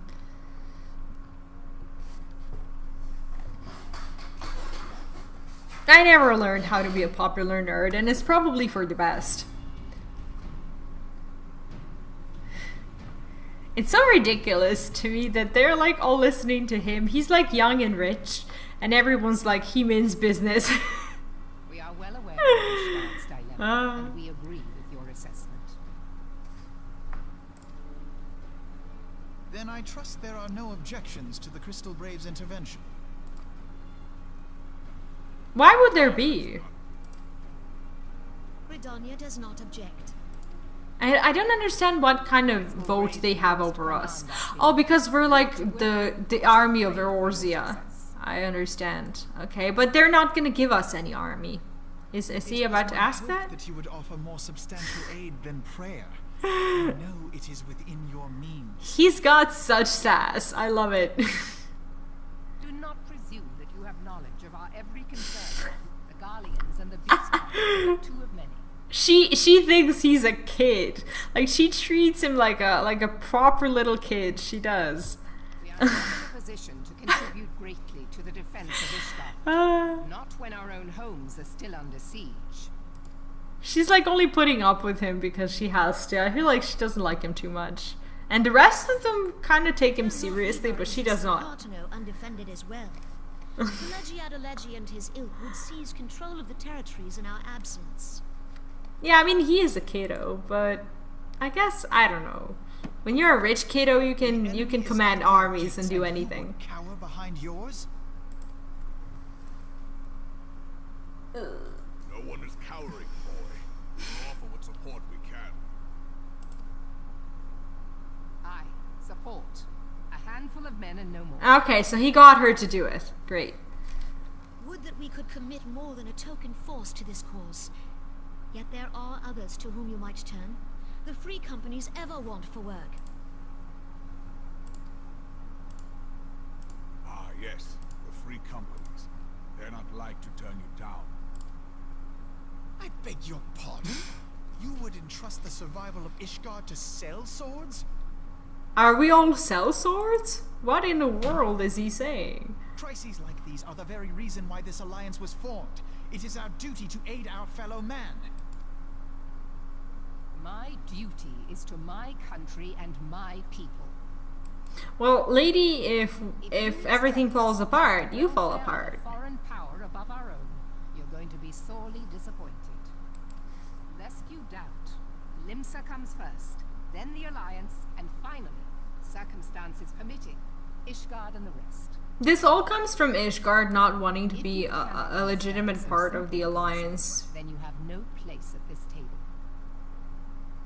Yeah, she's about to kick him out. Forgive me, Admiral. I was careless in my choice of words. It's funny how he knows like when to stop with the sass, but like he has such an abundance of sass. I suggest you assemble All a the party of time. elite adventurers, assuming you haven't already. Your fellows served us well during Operation Arca. I dare say they will do so again. I look so out of place with this glamour, like everyone's so serious talking about armies and stuff, and here I am with like the bunny ears that aren't even mine, and like the big ass bow and and like the socks and everything. It's too cool for everyone. For as long as they have that one guy, like I have to agree with your statement and actually unironically say that they're too cool for us.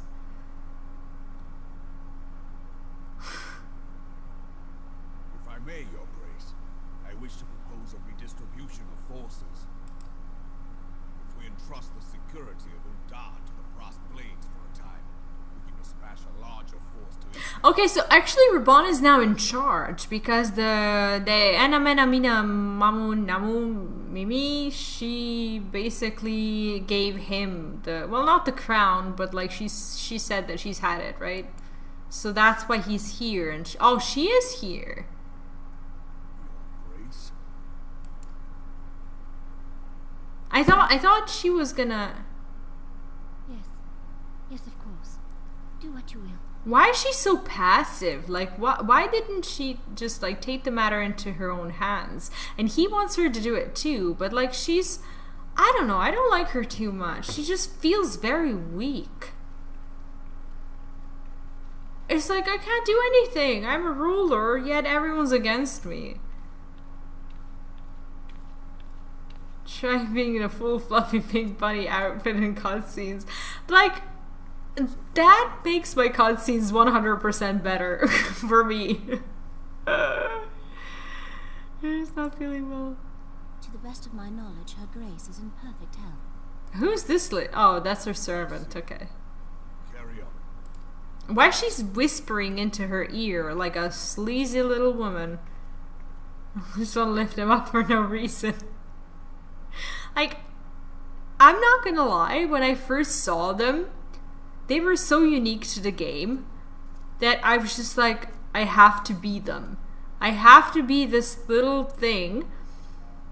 And in a few days, like after I said that, I actually started playing the game. And when I decided to make a character, I don't know, like I no longer wanted them for some reason. It just felt like not me. And then I made a big ass dude because I wanted to have a cool plate armor one day. Oh, he sat on my shoulder again. And what happened was I wasn't very satisfied with him because he wasn't me either. Like, he was just there in the cutscenes, and I felt like I was watching a story being told from like I don't know, a third person or something like that, where I had no part in it. And then I made this lady, and I think I'm finally at home with her. So I just lift her up and pat her in the back. Oh, he sits on my shoulder even when I move. That's so cool. Look at him. Like he's like that little like devil whisperer. He sits on my shoulders and he whispers me bad things. It's funny. No, that's not my quest giver. Never mind. Once again, I owe you an apology. Like, look at my cutscenes. My cutscenes are epic, exclusively thanks to my outfit. And my armor and, like, whatever, my main hand and, like, shield and stuff, they're unmatching, but unapologetically awesome. I owe you an apology. It seems you have been conscripted into leading a contingent of adventurers on yet another mission of inestimable danger. But I fear, what an intro of for like a raid finder. It's actually pretty cool that they drag you through all of this. We cannot well abandon Lord Hofferant and Sir Aimrich to their fate. Yeah, we're not going to abandon Sir Aimrich. We're going to go there and we're going to wipe until we beat the shit out of dragons for him. I tried that yesterday, but like he wouldn't do it, and then the chat told me to check his like character or something like that, and he apparently is independent. I don't know if that has anything to do with that, but he wouldn't respond to beckon. He just comes over like on his own when he wants to, and I respect him for it. We must abide by the council's decisions. Also welcome, Aaron, and strive to fulfill our roles as Eorzea's guardians. Captain Ilbert, what news? The assault has begun. We have but this moment concluded our audience with the Alliance leaders. Oh, that's not good. Move our forces into position. Your unit will join House Durandare at the Steel Vigil. Man the cannons alongside the knights and thin the Dravonian horde ere they descend upon Ishgard. I will join you as soon as I'm able. Alright, let's go. Let's go. V, I would have you and your adventurer allies bolster the defenses at the Steps of Faith. Report first to Sir Marceline at the Gates of Judgment, and he will direct you to where you are needed most. May the gods grant us victory. Let's go. For Sir Aimrich. We have to do this. Alright, we are to go here. Yeah, let's use teleport. That's expensive. So how does the personality type even work in this game? Is it random? Like when you get a companion, does it roll on random, like whether or not he's gonna be like obedient or friendly or whatever?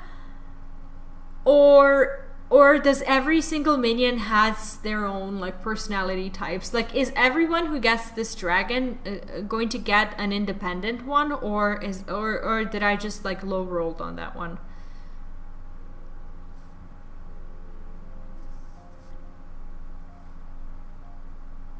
Oh, they're predetermined, I see. Well, yeah, it would be kind of stupid if you have to roll on it, because, like, what if you really want an obedient dragon? Then you have to make an alt and go through that whole story just so you can have the dragon that actually tolerates your shit. So, look at how good this mount is with my whole outfit. Like, they don't go well together at all, but at the same time they do. Okay, these are the Gates of Judgment. It's actually a pretty cool place to be. Is this a mount? This is a beautiful little thing. I mean, this is far from little, but okay, so I'm guessing this is gonna be the trial time. You are the appointed captain of the Sellsword contingent. Then welcome. There's no shortage of blade work to be done. As we speak, Dravonian skirmishing parties are harrying positions across the Central Highlands. I've assigned the Crystal Blades and your fellow adventurers to contain these scattered attacks, and for the present I would have you join them. This is of course merely a precursor to the assault on Ishgard proper. The wily serpents seek to divide and confuse our forces, but will not be so easily drawn out of position. The Temple Knights will remain on the Steps of Faith and continue our preparations. When the horde arrives in force, they shall face a wall of Ishgardian steel. Report back to me once their advanced skirmishes are slain. Oh, so we're not going anywhere? We're not going to the wait, an allied perspective, that's one quest before the actual Okay, so we're not at the point of doing the trial yet. We first have to apparently clear the trash. I think that's it. That's what it is. All right. Angry Cupcake, thank you for dropping by, and have a good night. Actually, I feel like you only recently said good morning to me. I can't understand your sleeping patterns for the life of me, but I wish you good night. I hope you have a good one. I got luck and have fun walking further in the story. Thank you. Yeah, I want to finish the trial today, and I think that's when I'll stop so I can continue tomorrow, and hopefully tomorrow finish the story, as I'll stream tomorrow as well. Okay. I'm actually, yeah, I thought I was gonna be super tired, but I'd like to finish the trial today. If my son doesn't wake up, then we're all set for the trial. If he does, then I'm gonna have to go, but I don't think he's going to. I'm watching him on the cam, and he looks pretty asleep to me. See you, Angry Cupcake. Have a good night.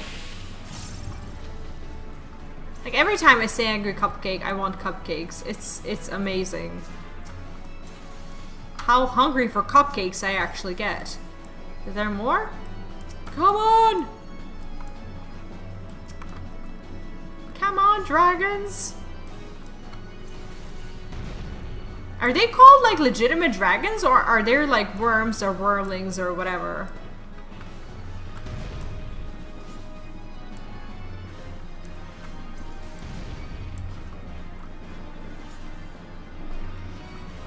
They're actually kind of cool looking.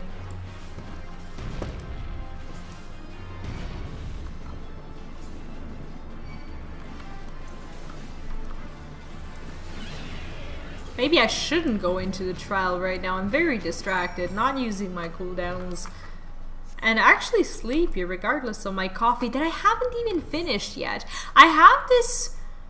I don't know. I have this weird thing where I never actually finish my coffee. I leave like, I don't know, that much in it, and it usually, I don't know, I drink it after a few hours and it doesn't even taste good anymore, but I don't want to throw it away. Yeah, I guess I'll be fine. I always say I'm gonna look up guides and I never do because I don't have the time. And then I go into these trials completely unprepared, and I feel like a burden to everyone when I don't look at the guides. But at the same time, I doubt a lot of sprouts do. At this point, I can just say that I only claim to be a guide nerd. In reality, I never even look at guides. I should start being honest. Okay.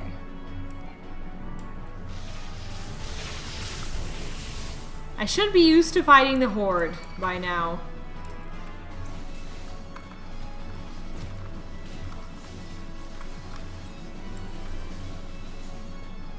I'm just very tired. Like, I'm not tired in a way that I'm sleepy. I'm just like, is this week ever going to end kind of tired? Do you know that kind of tiredness? Yeah, I don't know. Like, I feel like there's so many sprouts and the community is so nice, but at the same time, I don't want to work towards spending like people's patience in a way. Like, maybe, I don't know, maybe a lot of people just have like a limited amount of patience. And like when that gets spent, maybe, I don't know, maybe I become the reason why they, I don't know, turn into assholes or something like that. I just don't want to contribute towards anyone turning into an asshole, because people are actually genuinely really nice. And I don't want to test their patience. Best never look up guides. Yeah, I guess so. I hope we keep this mentality, because looking up guides kind of spoils the story a little bit, because you kind of know who you're fighting and what you need to be doing and stuff like that. And for an MMO, like for an, I don't know, someone who wants to experience the story, I'm assuming that it's not cool to know like who your boss is going to be before they happen. I'm just hoping that people can largely adopt this mentality of just being chill, and I'm a welcoming person myself. As much as I came from a different game also, and I feel very, very much accepted. I just hope that we can all accept the culture that accepted us back in a way that we don't spread the assholery that we are used to this community, because that's the last thing that I want to see. Like, I don't know, I think we should respect and go along with what people have been very, very happy about when it comes to like the overall community and the behavior in the community and whatnot. I think that's very, very important. When you think about it, when new content is there are no guides to look up and everyone has to do it blind. See, I have to share something about that. Something that amazes me is that everyone gets to experience this at the same time. Like, I never ever have experienced that.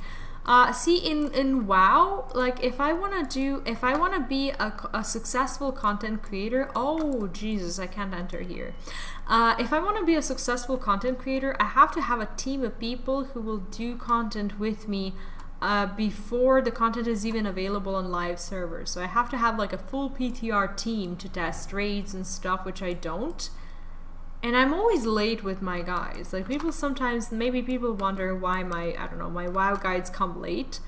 It's like, I don't have a raiding team who will raid like PTR and who will help me make content before everyone else. I've been at a disadvantage in WoW for a very long time, and it used to drive me crazy that I always have to play the unfinished version of the game, as in like the PTR. Not the first month of the patch. But that just really made me sad. And the fact that in Final Fantasy, as a content creator, I don't... yeah, exactly. And you have someone to report it to. That's the thing about the community. Like, I really respect the team for being very honest about what the situation is like when bans are being like decided upon. And that makes me feel safe in the community. That makes me, like, it's not that I would go around and break rules, but it in a way it makes everyone not break rules because they know that they're gonna suffer consequences from that. Okay, so there's Marceline. What news, adventurer? The reinforcements decimated, you say. Dravanian devils. Damn their scaly hides. Hold fast your grief and fury, my lady. We will avenge... He's just my lady to me. I'm not your lady. We will avenge the deaths of your fellows in the battle to come. Okay. Sir Marceline wishes to prepare you for the siege of Ishgard. Ere you commit yourself to the siege, you should know what it is you're tasked with defending. Beyond the gates of judgment lie the steps of faith, a great bridge of stone that leads directly to the city of Ishgard.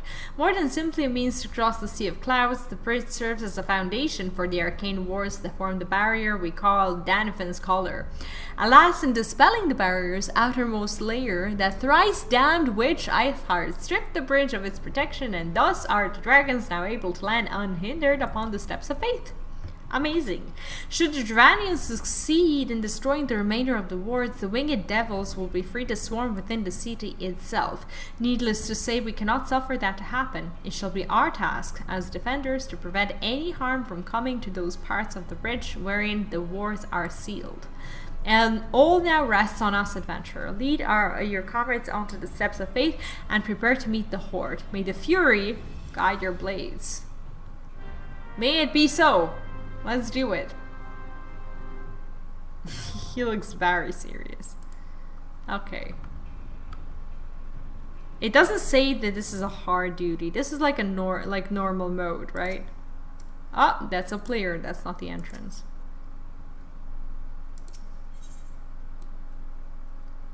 Steps of faith. Okay, here we go. Like, as a tank, I kind of sort of usually assume that I'll be getting the queue fast. Oh, my ears are hurting. Like, this happens when I stream for longer than they can stand. Oh, my hair looks so bad when I take off the headphones. Like, when you have headphones on your head for like hours and hours on end, when I take them off, I look like a I don't know. It's monstrous. It hurts. I don't know how to solve that. Like, it feels like everyone's wearing glasses, but at the same time, I think we'll deal with the ads here. Oh, okay, so there's ads. Like, I guess there's ads everywhere in a way. But people told me that there aren't any ads when I started Final Fantasy. I'm not a huge fan of ads because they always have some sort of mechanic that I have to learn. Not that I'm against learning, but I'm just in a bad mood right now because it's hurting me. Like, it feels like everyone... Oh, it's unique trial design, okay. But you know what? Like, it feels like everyone's wearing glasses, but glasses feel in a way like such an ancient technology. Like, I know there are surgeries and like procedures that can, you know, help you get rid of glasses like at old times, but that's just not something that most people do. Most people are just like, yeah, I'm gonna wear glasses, everyone wears them. But having something sit on your face all day long, it just feels very ancient. I can't believe we're in the 21st century and we still, like, it still works in a way that you have to have a piece of, you know, plastic or metal or whatever and glass in front of your vision, like in front of your face for you to be able to see. I'm not counting surgeries or anything, but like, it just feels like at some point, like there will be just something else, something different, where people will, I don't know, one day look at this thing and they're gonna be like, haha, you know, look at these people who used to wear glasses. Like, I can't believe they spent their whole life with like a piece of metal on their face. Glasses, but I don't want them. Like, glasses are cool when you don't like spend your whole day wearing headphones. I usually don't wear headphones when I don't stream. Actually, sometimes I do because, well, my husband and I, we do get time together, but also sometimes when we play, we listen to different kinds of music. And when I work, I sometimes listen to music as well. And he listens to music that just doesn't appeal to me at all. And when he does that and he wears his headphones and I wear my headphones, it sounds like kind of an antisocial marriage, but that's my working hours. So, lab-grown eye transplants. Yeah, it sounds extreme right now. It sounds like, I don't know, it's not meant to be like that. But at the same time, I don't know, maybe in an X amount of years, if the planet survives us, we will, I don't know, it will be considered normal.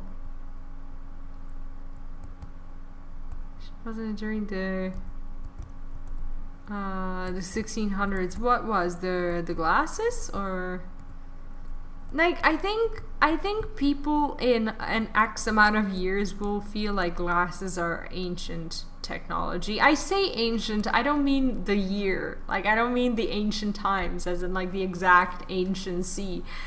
I just say ancient and I use the term very loosely. I should avoid doing that. I don't know what people did in the actual ancient times. I just know that glasses are definitely gonna feel ancient. I wish I could say that glasses are ancient, but they actually do help right now, so we wear them. Like, what is the one thing that you can think of that people used to like use or wear, that now we look at it and we're like, there's no way that would be normal or acceptable in our society. I know that there's like, I don't even know where or when, but like, do you know these like metal like, they're like metal underwear. It's like a lock that women, like virgins, used to wear, and they were like not allowed to take them off, or they couldn't take them off or something like that until there was time for them to like get stripped of their virginity and get married and stuff like that. Do you know what I'm talking about? Maybe I'm saying this story in a very wrong way, but I saw that thing. Like either, like I don't know where I saw it. I saw it probably in some museum or something like that, but it looks horrifying. It's actually like a horrifying piece of equipment that I don't know how. Chastity belt, that's what it's called exactly. Like Jesus. Like I can't believe that actually used to be a thing. Like, is that okay? Well, if you know anything about it, right now I don't know a lot about it. Is that something that like only a particular number of like I don't know women used to wear, or was it for everyone? Like, I doubt it was for everyone, because I doubt like someone would care what like a common peasant girl would do with her, you know, virginity. Like, they're the ones who have a bunch of kids, so I guess they didn't wear them. I guess it was for like the noble women or something like that. I don't know. These are just presumptions. I know nothing about these things. And I know very little about history. I don't know, shouldn't be this ignorant of history, because you know how they say, like, if you want to see the future, you just have to look in the past, blah, blah. But I don't know. History just never really appealed to me.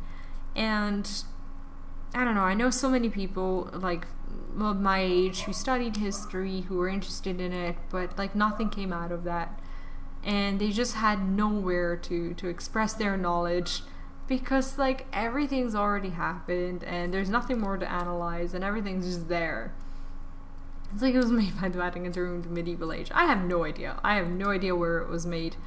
But I'm guessing it was only used by like the women for whom it was important to not like lose virginity before their time or something like that. I don't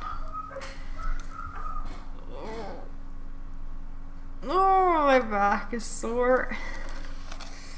Now I remembered I need to wear my headphones, because that's how I listen to the baby cam. I was looking at it, nothing was happening, so I was like, it's fine. Yeah, the dog barks. Are they loud?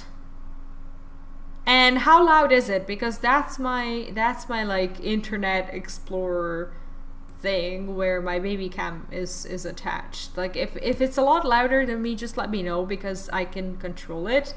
But I hear it very normally over here. Like the barks, they come from the kids' room, and he would be just as loud if he was to be heard. So if I don't hear him, tell me that you heard him. Watching some documentaries, and water was rare, and kids... Wait, what? Water was rare and kids drank beer when young? Really? Like to hydrate? That's not a good idea at all. Like at all. Oh my god, average wait time is 14 minutes. Why is it 14 minutes? Is it because it's 1:45? Like why is it taking such a long time for me to find a group? Oh, it's already almost 1 a.m. and I need to wake up in like 5 hours. And there's so much. Where are the healers? I don't know. Like, we're missing a tank and 2 healers. What in the world? Healers go to bed early. Yeah, they have a responsible job. They need to heal. Does anyone want to heal? Do you guys want to play?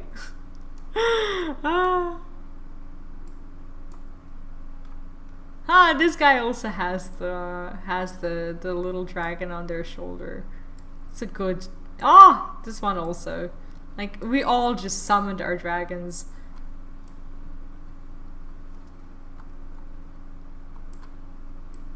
No one wants to heal my ass. That's great. They know I'm coming. They know I'm coming. That's light. It's light, data center, and lich is the realm. So I guess that's Europe. And I'm tired as well. Like, could have gone to Gold Saucer. Can I go to Gold Saucer from here? I can probably port myself out of here and play Catpot. Did I already play Catpot today? Oh yeah, we won. We did win. I was hoping not to do Crystal Rays. I'm not gonna make it out. There might not be no healers. I mean, what is the deal with healers in Final Fantasy? Is there like is there less healers or less tanks? Because I thought that, like, when I joined as a tank, I thought I'd be valuable, but it feels like I should have been a healer. Now I could never be a healer. My mind just doesn't work that way. I'm just not wired to be a healer, I don't think. I'm pretty sure less healers. Yeah, I can't do that. Like, I just have like serious issues with bearing that kind of responsibility. I couldn't do it. Too much pressure. It is pressuring, and I guess, I don't know, a lot of people just tell me that they don't feel the pressure at all to be healers because the community is so welcoming and everybody wants to help you and teach you and stuff like that. But like, if you're panicky and if your tank is wiping the group and if your DPS is a bunch of sprouts who can't do no damage, then I don't know, like, who's gonna support you?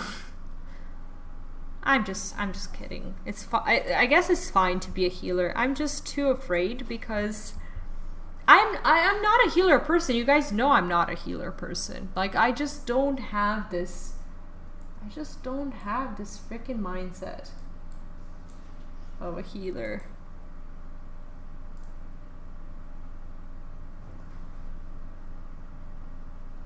But I know for sure that I never waited this long for an instance.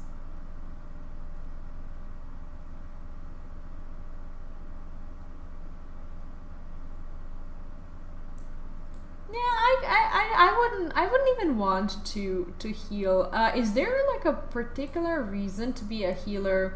Like, when it comes to like achievements or mounts or anything like that, is there anything that healers get that you don't that you can't get otherwise? Because like, if healers get like a mount or an achievement or something like that I want to have, I think at some point I'll be tempted to do it, but otherwise no.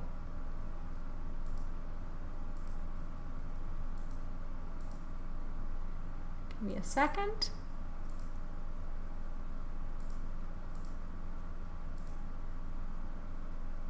Huh.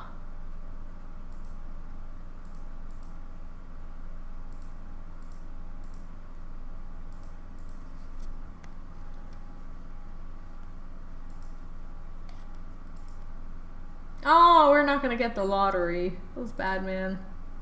Okay, well, this is our only realistic shot at getting something. Okay. Never mind. Oh, you can't see my screen, that's fine. The new healing job looks fun. Yeah, I'm completely not in the loop when it comes to new stuff that are coming to into like the Endwalker. Because everything was new for me, so I decided to not watch trailers. I didn't want to watch anything, partially because I kind of wanted to watch it with you on stream for the first time. Look at this, the average wait time is like 12 minutes, and we've been in queue for like, I don't know, 14 or 15 minutes, and you guys have been having to listen to my rambles. Yeah, we need healers, and the healers who queue now, they are just not gonna be happy. Oh, here we go. Okay, let's go. Let's do this. Yeah, okay, we're gonna try hard not to wipe them, but we'll see how that goes. Okay.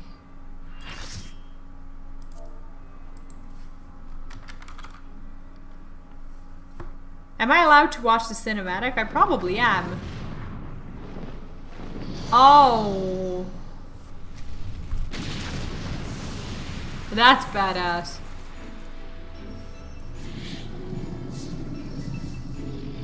And like, the sound of it just gives you the chills. He has a very tiny face. Like, what's up with the dragon's face?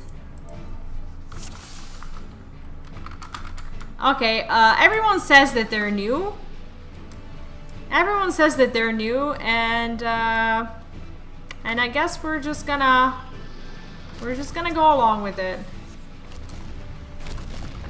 Oh shit, am I supposed to be standing at the foot?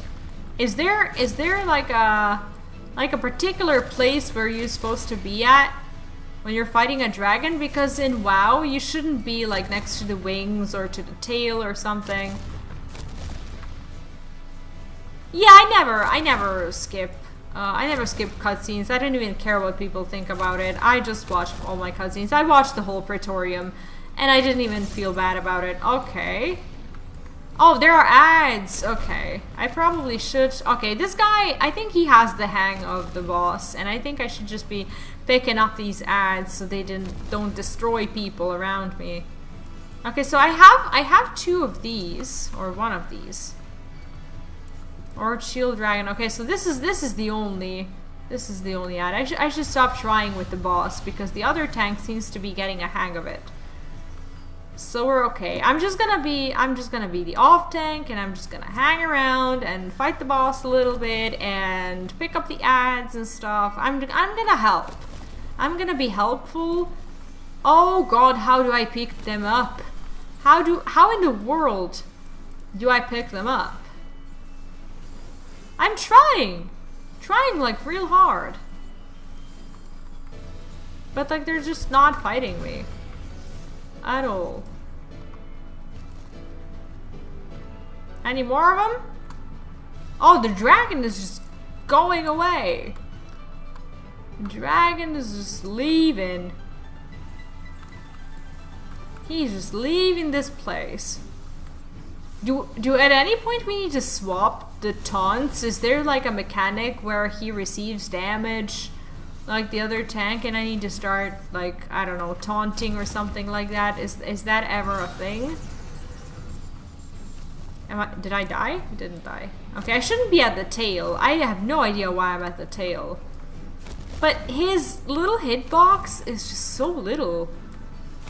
Like, I have to be close by, and I guess he's not gonna hit me if he's not showing that he's gonna hit me with his orange thing.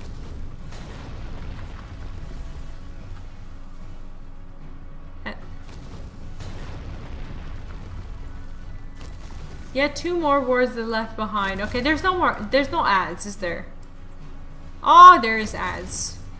Okay, I need to work on picking them up. I need to learn how to do that. So there's the 1 armored dragon, and I'm just gonna hold him. Hold him like a little girl.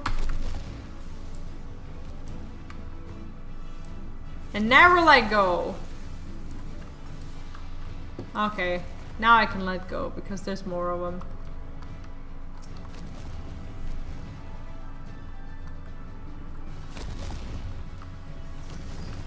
Oh, it's a DPS check. Well, then I have nothing to be blamed for. No, I'm just kidding. I know that in this game tanks should do DPS as well. Not actually sure if I'm doing a good job, but...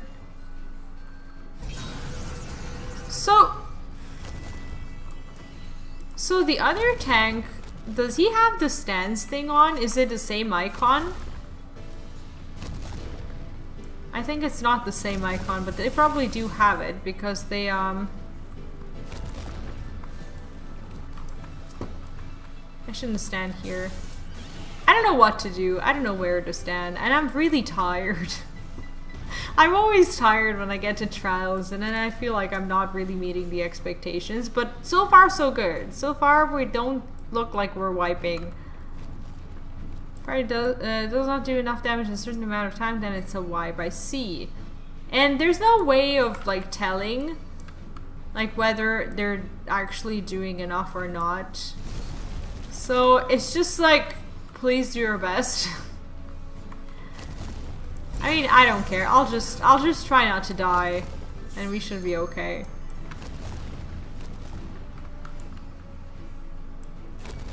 So he mustn't reach the gate, that's the thing. Well, he still has like a quarter of his HP, and he's about to get to the gate. So I'm guessing that we're fucked.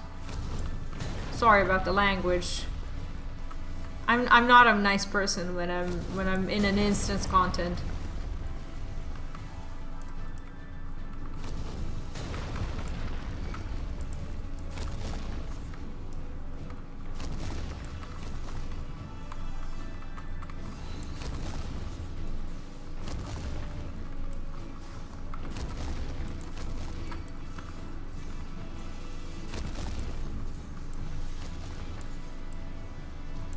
I don't understand if we're doing a good job or not.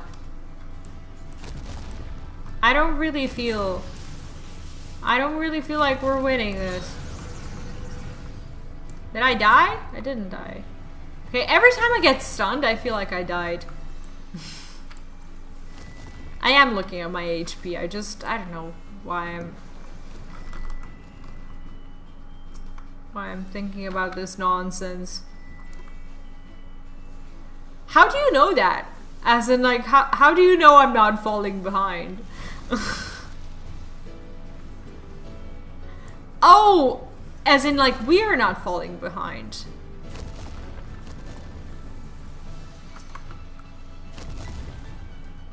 Where are they? Okay, I can't make a decision. Like, should I be touching the boss? Or should I be worried about these ads? Like, I have like a few, well, I have one ad on me and I have the boss, I think. I don't understand, the boss is not even looking at me. Oh, boss HP versus number of barriers to go. Oh, the barrier, oh, that's what I should be looking at, okay. Okay. Okay, now it's not confusing anymore. Now I can confidently say we're kicking ass. Ow. We're kicking his ass. And we kicked his ass. We did it. Are we gonna get a cool cinematic? I really hope so. With his tiny little face.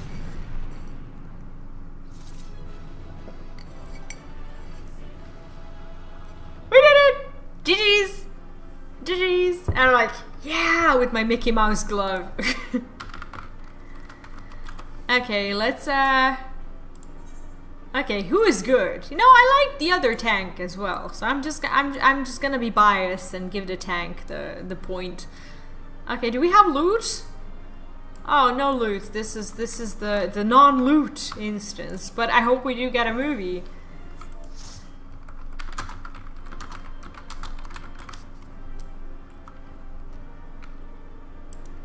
Alright. Why does the chat say close one? That wasn't close. We did it. That's why basically nerd back in the day you had to use all the cannons and stuff. Oh, I see. I didn't even see the cannons. That's okay. We're gonna watch the movie now. Did we get a movie? Man, I hope we get a movie. We only got like the head thing. Oh, that was the last barrier. I see. I don't know how to use cannons though. The trial actually made me quit for a few months. Really? Your loot is the friends you made along the way. Actually, that's kind of sweet to say. The dragons, they're worth throwing. The victory is ours. Like, this guy looks like he got burned, like, all across his face, like, multiple times by these dragons. And now this is the happiest day of his life. That he gets to get his revenge on him. Like, that's exactly how it feels. Like, these people, they're not my friends. They're not the ones who whooped this dragon's ass. They're just random people who he supposedly recruited but never saw in battle. And they're like, oh, I'm tired. And I'm like, liar, you never even showed up. Those people in the group, they're our real friends, aren't they? One of Nildog's greatest champions, slain. The horde will not soon recover from this blow. Where's your captain, boy? What of you, Nildog? Why did you not join your minions and make of this battle a slaughter? Have you grown so fond of the stench of your lair? Mayhap you prefer to have your allies fight your battles for you. You have a girl to do your bidding now, do you not? No matter, I shall slay Iceheart. Oh, Iceheart and all the rest. I like how their armor looks like a beak. It's funny, but I yearn to spill the blood of a great worm Nildog, and only your death will save my lands. Is this guy important for us? Oh, that's quite a jump.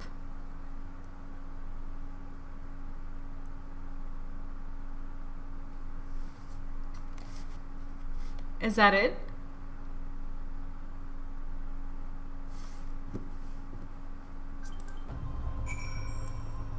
Okay. That seems to...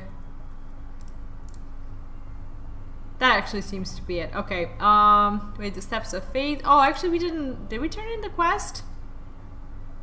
We didn't. Oh, it's snowy! That's actually pretty. The dragons are routed, lest you wonder. The fighting at the Steel Vigil was also fierce, but my crystal braves were not found wanting. There he is! Commander Levieux, be true to your word. You arrived to aid us in your hour of need. He's majestic. On behalf of the Holy See and the people of Ishgard, I offer you my humble thanks. Aww. He's so awesome! Though I would stay and lavish you with well-deserved praise, please do that. I fear I must away to oversee the aftermath of the siege. Not all the dragons are fled, and there are yet wounded to be carried from the field. Pray let us meet anon, that I might express my thanks with the proper courtesy. Oh, please do so. He is Bainbridge. That's definitely his new name. And I'm like, I'm dressed all pretty for the dude, and he's like, I could give you praise, but I won't. I'm like, what does a girl have to do, right? I thought... I'm just kidding. It's the character that matters. I too would offer my thanks. Through your deeds, we have achieved a victory of singular importance. With the Dravanian horde thus weakened and scattered, the threat to Ishgard has been greatly diminished. And mayhaps equally significant, the Holy See must now recognize the necessity of cooperation with foreign powers. Long have they barred their gates against the outside world, but I'm confident that the day will soon come when Ishgard proclaims itself a member of the Eorzean Alliance once more. Oh, maybe we're gonna get to see that guy more then. Much have we sacrificed in our struggles against dragons and primals, the Ascians, and the Empire. But step by unfaltering step, we march ever nearer to our goal. Me too. My goal is to see more of that guy. And as ever, the journey is made with you in the van. In the van?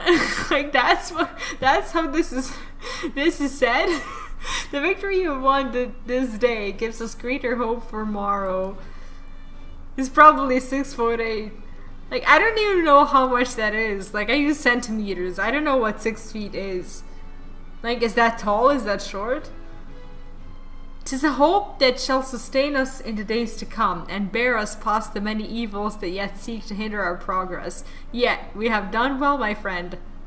And I, for one, would take a moment to savor the enormity of our achievement. The demands of duty, however, allow me little time for levity. I must accompany Captain Ilbert back to Ul'dah and reassign those braves whose squads suffered heavy losses. Like, I'm reading about death, and I'm still smiling because we saw that captain guy. I should probably make my serious pace. You, my friend, have earned a rest at the Rising Stones. Pray return to Remnant's Toll and share your tale with Manfilia in person. Like 2 or 3 centimeters? Like, that's proper tall. I'm like 155-ish. Like, I'm not even 160. 160 centimeters is, I don't know how short, but I can't even turn on my air conditioning. So, that should tell you enough. Like, I stand on my chair and I can't reach the air conditioner, and we lost the remote, so yeah. Feels bad, man. Alright, well, yeah, that is actually pretty much going to be it. My ears are so sore. I didn't plan on streaming this long today, but I am happy that I did, because we get to see all these awesome things, and I will continue the story tomorrow. Tomorrow is my regular streaming day. I usually like have a bonus Sunday stream or whatever. I almost always stream on Sundays. I try to stream as much as I can though, because I wanna complete the story. I actually really want to experience it, not just complete it. And the story has been real nice. And I'm glad to be spending more time with you guys. When are you streaming tomorrow? I think tomorrow, well, normally I would stream at 9 p.m. Central European time, which is when I usually start. I'm going to aim for that, but it all depends on whether my toddler is going to sleep in the afternoon or not. If he ends up sleeping in the afternoon, then I'm probably gonna start around the same time as today, because he's not gonna go to sleep before like 10 p.m. if I do that. And like he falls asleep on his own, but I have to have the baby cam on and I have to be listening to him. So basically we're gonna be listening to the story and you're gonna hear him babbling in the background. If that's the pinnacle of your enjoyment, then I can do that as well. But it depends on that. I'm gonna aim it to be between like 9 and 10 p.m. Central European time, which is between 3 and 4 Eastern time? Eastern time, or... yeah, I think it's Eastern time. EST. Yeah, it's between 3 and 4 p.m. EST. Probably either 3 or 4 that I'm gonna start. And if you are not from any of these countries, I don't know how to translate it into your time zone. But anyway, thanks everyone who was here today. I had a lovely stream and a bunch of fun. And thank you for your support, and thanks for enduring my my rants at the beginnings of streams. I always aim for it to be like 5 minutes, and then I end up talking about shit and it lasts too long. But nothing is too long, I guess, in this particular instance. Anyway, tomorrow, I'm hoping that tomorrow we can finish the story. I'm very excited about it. So yeah, if we don't finish it tomorrow, we shall push through it for as long as it takes, but we will do it. Yeah, I definitely will. Take care of yourself as well, everyone. And I hope you have a lovely evening or a lovely day, wherever you are, whatever you may end up doing. And as per usual, I still have bits of coffee left, and it's 1 in the morning, and I shouldn't be drinking it. But I don't know, I'll probably just drink it before bed, and I'll pretend it's water, and then I'm gonna keep wondering why I can't fall asleep. Anyway, that's it for today. Thanks. And I'll most likely see you tomorrow. Bye. Oh, I misclicked.